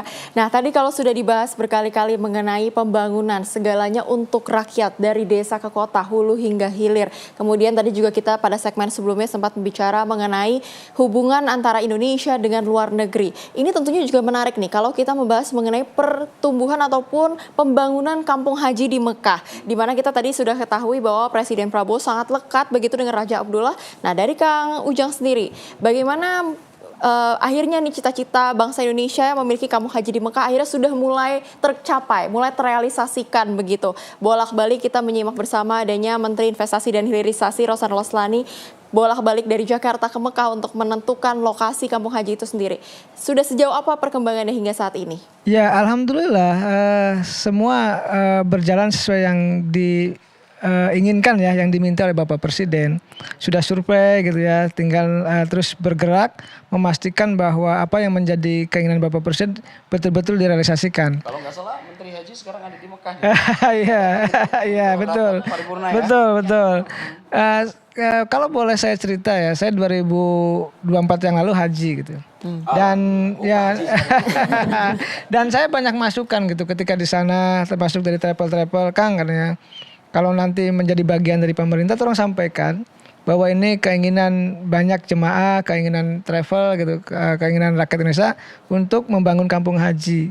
Dan ya alhamdulillah di masa pemerintahan Pak Prabowo Gibran gitu, ini dieksekusi. Betul-betul ini sebuah cita-cita besar yang bisa diimplementasikan. Dan memang dari pemerintahan sebelumnya kan belum sempat ya, belum bisa. Tapi alhamdulillah tadi sekali lagi bahwa Pak Presiden sangat perhatian bahwa ingin memperbaiki tata kelola haji. Bagaimana kami tahu ya, saya pribadi juga tahu bahwa di sana tuh kalau musim haji itu banyak yang mohon maaf ya izinnya pisah umroh, banyak yang berangkat dulu, banyak yang ilegal. Ini kan tentu tidak ingin. Kalau ada kampung haji tentu ini tidak akan terjadi. Jadi semuanya akan ditata, akan dikelola, akan diperbaiki bahwa biaya hajinya semakin murah. Bahkan belum ada kampung haji pun biaya haji sudah berkurang. Oleh karena itu kami yakin Pak Presiden dengan perintahnya ya, dengan keinginannya kepada Menteri Haji ya, urusan haji dan umroh, ini tadi bahwa apa yang menjadi keinginan beliau akan dieksekusi oleh para menterinya, termasuk oleh Menteri Haji dan Umroh. Dan kami yakin juga tentu ini sesuatu yang membanggakan ya, karena itu cita-cita lama. Cita-cita yang sudah diidam-idamkan oleh banyak jemaah haji. Kalau punya sendiri kan enak. Jadi saya diberitahu tuh oleh banyak travel, Kang, ini kalau nanti ada tuh gini, perputaran uangnya tuh akan ke kita gitu loh. Jadi nanti jamaah haji itu kalau ada kampung haji itu ya belanjanya di situ gitu, nginepnya di situ, kan tidak ke yang lain gitu. Artinya apa? Secara ekonomi juga akan menguntungkan pemerintah, akan menguntungkan juga jamaah haji itu sendiri dari kita gitu. Jadi itu penting. Yang kedua juga akan mempererat gitu bahwa ada satu tenggang rasa di antara sesama jemaah haji di Makkah nanti. Dan kami yakin bahwa ini adalah program yang baik, program yang tentu tadi yang dulu tidak pernah terrealisasi, dan alhamdulillah hari ini program itu bisa dieksekusi oleh Bapak Presiden. Dan ini menjadikan bahwa Pak Presiden bekerja keras untuk memastikan kampung haji itu bisa berjalan sesuai dengan arahan beliau begitu. Baik, bahkan di era Presiden Prabowo Subianto pun Kementerian Haji dan Umroh ini pertama kali dibentuk seperti itu tuh salah satu inovasi. Terobosan ya, inovasi yang dilakukan di era pemerintahan Presiden Prabowo Subianto. Nah, kalau tadi kita sudah membahas sejumlah program mulai dari makan bergizi gratis, kemudian juga ada terkait 3 juta rumah. Salah satu yang tentunya menjadi sorotan ataupun perhatian publik dan publik menaruh harapan besar di pemerintahan Presiden Prabowo dan juga Wakil Presiden Gibran adalah terkait dengan bagaimana pemberantasan korupsi di Kementerian Presiden Prabowo Subianto dan juga Wakil Presiden Gibran Rakabuming Raka. Namun sebelum kita membahas secara lebih mendalam, mari kita saksikan terlebih dahulu tayangan berikut ini.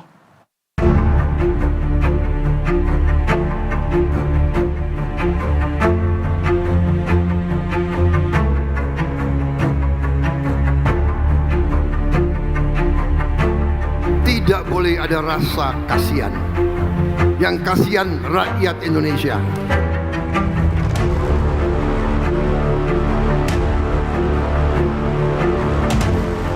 Saya tidak ragu-ragu, saya akan hadapi koruptor-koruptor dan maling-maling. Saya hadapi bersama saudara-saudara. Saya yakin rakyat Indonesia di belakang saya.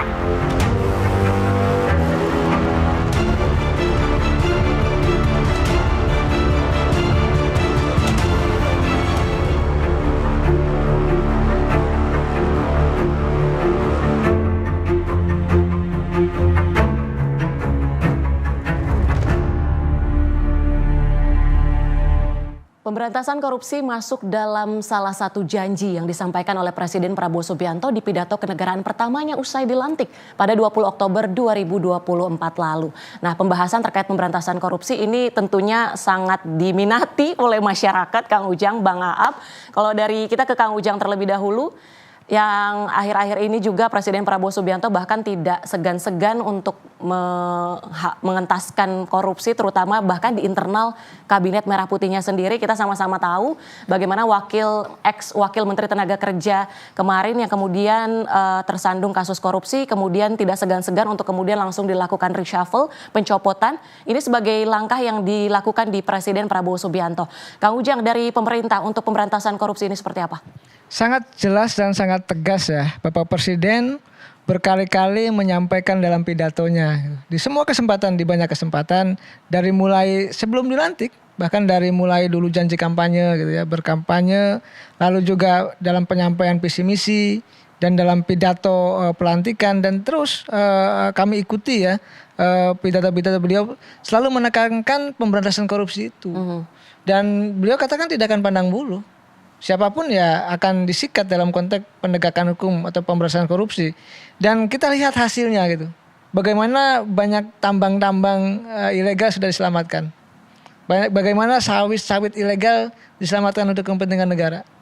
Bagaimana Bang Aap tadi ya 13 triliun ya uang CPO ya, kasus CPO dikembalikan kepada negara. Dan ini akan terus ditegakkan. Bagaimana bea cukai yang korup, yang kelihatan sudah banyak laporan ya kepada Presiden dan kepada Menteri Keuangan akan ditindak. Bagaimana nanti sektor perpajakan juga akan direformasi.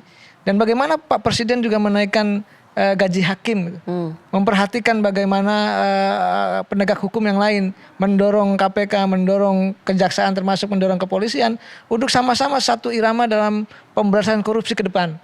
Karena musuh bangsa ini kan selain dari, mohon maaf ya, selain dari kebodohan, selain dari kemiskinan adalah apa? Korupsi.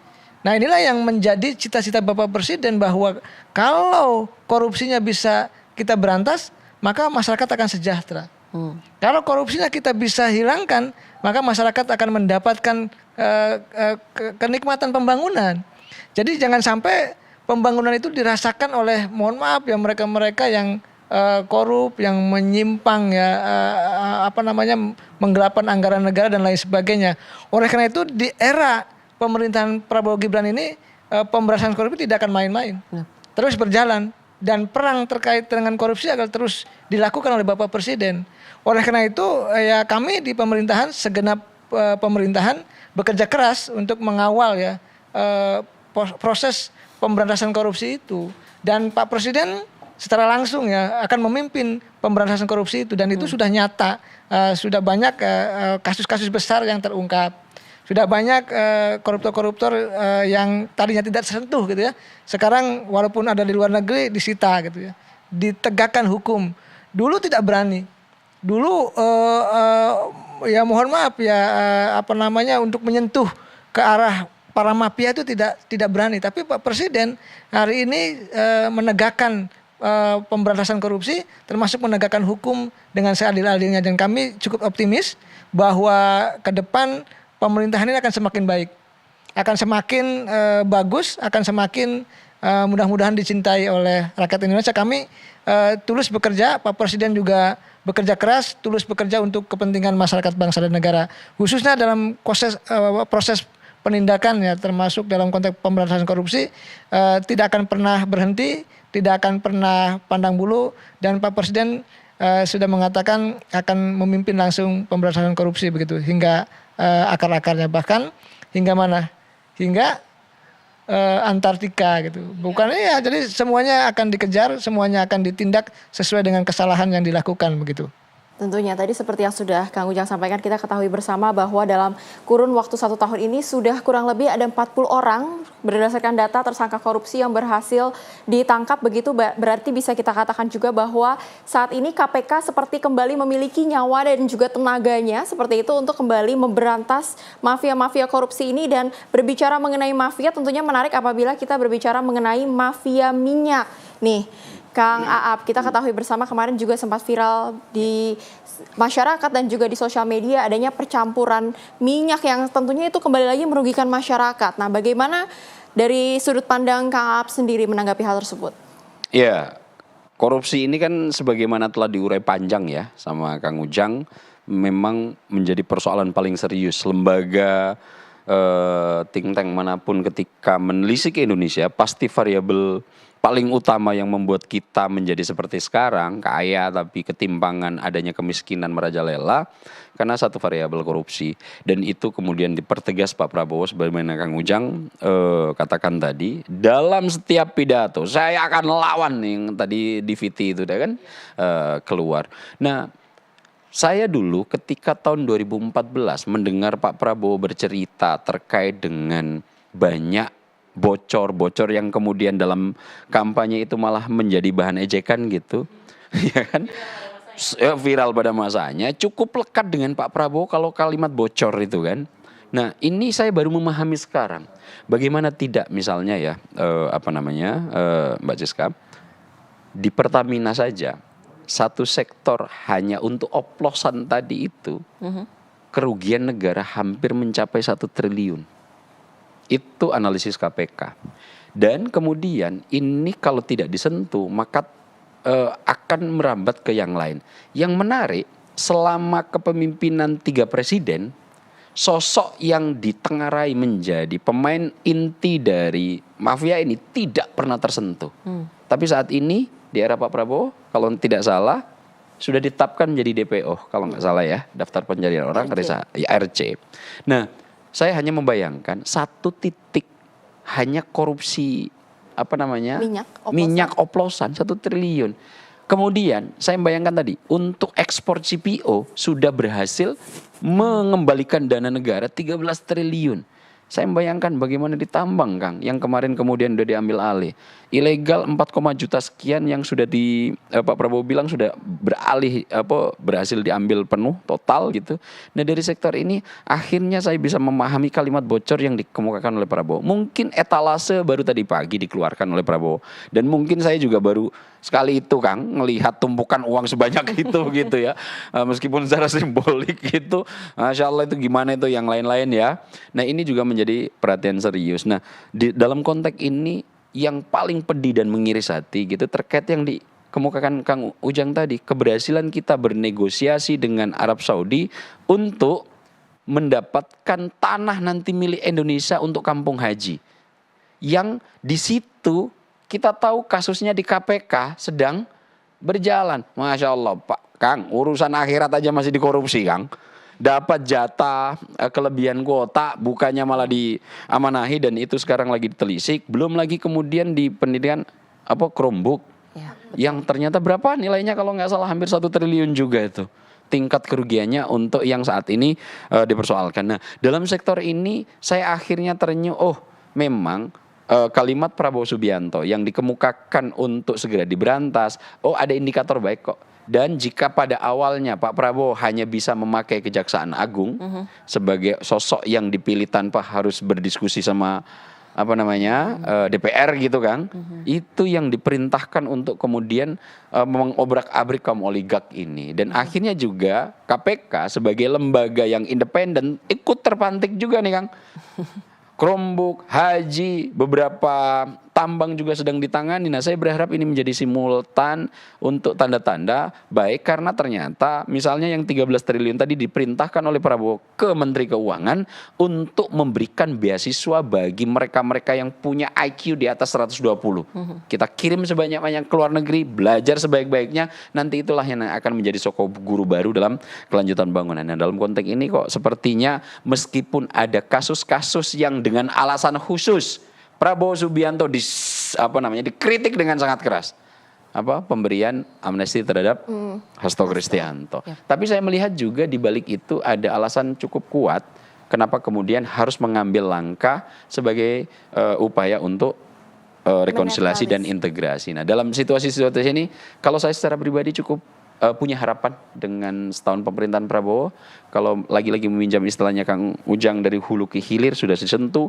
Tapi yang membuat saya paling tersentuh adalah kancah kita di tingkat internasional. Setelah sekian dekade kita tidak pernah seterhormat itu, Kang. Saya sampai sempat meneteskan air mata ketika Pak Prabowo tampil dengan menggebrak di UNGA 80 itu. Momennya pas ya Bang Aap ya, dengan pengungkapan 13 triliun di tadi Senin pagi bertepatan dengan 1 tahun Prabowo Gibran. Apakah ini salah satu pesan kalau dari sudut pandang Bang Aap yang ingin disampaikan oleh Prabowo Subianto terkait dengan pemberantasan korupsi? Jangan main-main sama saya. Saya yakin ya, dalam setahun pemerintahan Prabowo Gibran ini, kenapa gimmick yang kemudian diedarkan ke publik adalah tumpukan uang di belakang dengan kasus korupsi di bidang CPO, ini adalah pesan sarkas yang dikeluarkan oleh Prabowo, jangan main-main lagi lah. Kalau kemudian diajak ngobrol baik-baik nggak bisa, ini loh hasilnya nanti, dan kalian nanti ujungnya di. Dan yang menarik, lagi-lagi ujung tombaknya bukan KPK, ujung tombaknya bukan kepolisian, tapi Pak Prabowo kemudian memakai Kejaksaan Agung. Saya jadi mengerti kalau kemarin tuh agak-agak cukup bingung, Kang, kenapa kemudian Kejaksaan sampai harus dilindungi oleh polisi dan TNI. Oh, ternyata itu diperintah Pak Prabowo untuk menyasar oligak-oligak serakanomik ini yang selama ini tidak tersentuh. Dan mungkin kalau konteks alasannya itu, kok saya jadi agak lebih salut lagi nih, Kang, rute-rute yang dipilih dan punya lebih banyak harapan lagi terkait dengan kelanjutan Prabowo Gibran. Ya, semoga aja seandainya Pak Prabowo yang sempat terjadi di akhir Agustus September lawan balik dari kaum-kaum yang saat ini sedang ditertibkan dalam tanda kutip oleh Prabowo Subianto, ada demo besar di akhir Agustus, di awal September itu kemudian menjadi momentum baik bagi Pak Prabowo untuk bisa menilai siapa yang ada di sekelilingnya. Ini yang betul-betul tulus hati, rela segaris dengan Prabowo Subianto untuk membangun negara, dan sudah mulai kelihatan siapa yang kemudian agak sedikit nakal. Nah, itu kan kemudian direspon langsung dengan reshuffle itu. Saya juga agak-agak tebak-tebak bahwa manggis tuh, Kang. Ini sebetulnya reshuffle ini apa karena itu ataukah mungkin ada variabel lain yang melatar belakangnya. Tapi nanti mungkin bisa dibahas Kang Ujang secara lebih jauh. Tapi secara inti meskipun ada riak-riak perlawanan, tapi alhamdulillah kalau merujuk hasil survei gitu, yang percaya terhadap kepemimpinan Prabowo Gibran jauh lebih tinggi daripada yang puas. Artinya meskipun saat ini nggak puas, Kang, masih percaya, memberikan kepercayaan terhadap pemerintahan Prabowo Gibran untuk kemudian memberikan perbaikan di masa depan. Nah, indikator survei ini sudah dikeluarkan Poltreking, sudah dikeluarkan oleh Selios dan lain-lainnya, bahwa ternyata tingkat kepercayaannya jauh lebih tinggi daripada kepuasan. Itu artinya bahwa meskipun yang nggak percaya saat ini, ternyata pemerintahan Presiden Prabowo Gibran memberikan rasa harapan yang lebih tinggi, dan mungkin nanti yang di angka lebih tinggi kepercayaan ini salah satunya saya di situ. Oke. Nah, tadi berbicara mengenai reshuffle dan juga tingkat kepercayaan dari masyarakat Indonesia, beberapa hasil riset sudah dikeluarkan, tentunya sudah juga viral dan beredar di masyarakat di media sosial, di mana kita ketahui bersama bahwa masyarakat bisa kita katakan cukup puas dan cukup percaya. Begitu melihat 1 tahun kinerja ini cukup kuat dan rasanya banyak sekali inovasi baru yang berhasil dilaksanakan dalam waktu kurang dari 1 tahun. Kembali lagi ke Kang Ujang. Kang Ujang, kira-kira bagaimana Kang Ujang sendiri melihat perspektif masa pemerintahan Prabowo Gibran ini ke 4 tahun mendatang? Apakah tetap dengan optimisme yang lebih gencar lagi? Apakah dengan akan ada gebrakan ataupun inovasi lainnya? Sekaligus mungkin pesan-pesan untuk masyarakat ini sebelum kita mengakhiri sesi kita malam hari ini. Kami seluruh jajaran pemerintah bekerja fokus untuk kepentingan rakyat. Jadi kami tadi tidur 3-4 jam seharian gitu untuk memastikan bahwa program-program Bapak Presiden itu betul-betul dinikmati dan dirasakan oleh rakyat Indonesia. Jadi tidak segelintir orang yang menikmati, tapi seluruh rakyat Indonesia. Dan kebijakan-kebijakan ini kan semua diperuntukkan untuk rakyat. Oleh karena itu ke depan tentu akan ada perbaikan-perbaikan yang kami lakukan ya. Tentu kritik di sana sini untuk membangun, lalu masukan di sana sini juga untuk kebaikan pemerintah, kebaikan bangsa dan negara. Yang paling penting bagi kami adalah bekerja untuk memastikan bahwa pemerintahan terus berjalan dan rakyat juga sejahtera. Di saat yang sama juga kita memastikan ke depan bahwa tata kelola pemerintahan ini kita perbaiki sedikit demi sedikit. Karena terlalu banyak persoalan yang harus pemerintah selesaikan, yang harus Bapak Presiden perbaiki. Dan kami yakin di bawah kepemimpinan beliau, Pak Prabowo dan Mas Gibran, tadi bolong-bolong, kekurangan-kekurangan, hal-hal yang negatif itu kita perbaiki bersama. Dan bersama Prabowo Gibran, insya Allah mudah-mudahan Indonesia makin sejahtera. Kita juga berharap seluruh rakyat Indonesia tadi percaya kepada kami, mendukung kami untuk memastikan bahwa tadi yang korup harus kita berantas, yang miskin harus kita angkat derajatnya, yang belum punya rumah juga tadi kita perhatikan agar punya rumah, lalu juga yang tidak bisa sekolah harus bisa sekolah. Karena ada sekolah rakyat yang di situ Pak Presiden menginginkan memutus mata rantai kemiskinan.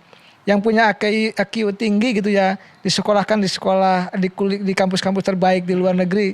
Jadi kami fokus bekerja 4 tahun ke depan untuk rakyat Indonesia. Dan ini yang menjadi cita-cita kami, mengabdi kepada bangsa dan negara, mengabdi kepada rakyat Indonesia dengan kerja keras, dengan segala kemampuan yang kami miliki. Mudah-mudahan kami bisa menjalankan amanah dari rakyat Indonesia.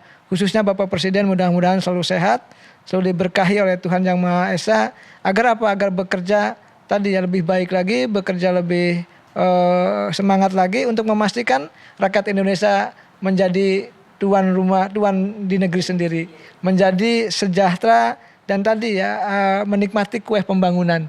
Insya Allah mudah-mudahan tadi dengan doa restu seluruh rakyat Indonesia, apa yang menjadi keinginan Bapak Presiden, apa yang menjadi cita-cita Bapak Presiden ingin mensejahterakan rakyat itu betul-betul bisa terjadi dalam 4 tahun ke depan. Tentu yang disampaikan oleh Bang Aap harapannya menjadi harapan dari seluruh masyarakat Indonesia. Dan terakhir, tadi Kang Ujang, itu yang disampaikan oleh Kang Ujang menjadi harapan dari seluruh masyarakat Indonesia. Dan terakhir Bang Aap, apa yang perlu diperbaiki dan dilanjutkan di 4 tahun pemerintahan Prabowo Gibran ke depan? Singkat saja Bang. Ya, satu kalimat kalau saya untuk melihat pemerintahan pemerintahan Prabowo Gibran, saya berharap konsisten aja. Udah itu, karena indikatornya sudah cukup baik. Baik, konsisten yang menjadi salah satu catatan yang disampaikan oleh Bang Aap, tentu momen 1 tahun pemerintahan Prabowo Gibran ini menjadi refleksi dan juga menjadi evaluasi bagi pemerintahan Presiden Prabowo Subianto dan juga Wakil Presiden Gibran Rakabuming Raka. Tentu kita berharap selalu terkait dengan sejumlah program ataupun asta-cita yang ada dalam program Presiden Prabowo Subianto dan juga Wakil Presiden Gibran Rakabuming Raka ini bisa berjalan dan bahkan bisa mencapai ke Indonesia Emas 2045 seperti itu. Pastinya, karena tentunya besar pula harapan kita agar rapor-rapor merah yang tadi kita simak bersama kita ketahui, dan juga pastinya Kang Aap dan Bang Ujang juga pasti sudah mengetahui adanya beberapa menteri yang mungkin mendapatkan nilai-nilai merah begitu. Namun tentunya besar harapan kita setelah ini pastinya Presiden Prabowo akan menaruh kembali perhatiannya kepada menteri-menteri tersebut, dan tentunya besar harapan kami agar nantinya asta-cita dapat terwujud bahkan mungkin sebelum 2029 begitu ya. Baiklah, kalau begitu kami mengucapkan terima kasih banyak tentunya kepada kedua narasumber kita, Bang Aap dan juga Kang Ujang. Sama-sama, Mbak Semoga Sila, nanti Mbak ketika Tiara. kita melakukan evaluasi dan refleksi bersama itu nilainya bisa lebih baik lagi dan bahkan bisa lebih luar biasa lagi. Akhir kata, kalau begitu saya Priska Priscilla dan juga rekan saya Tiara Dianti mewakili seluruh kerabat kerja yang bertugas mengucapkan terima kasih dan sampai jumpa.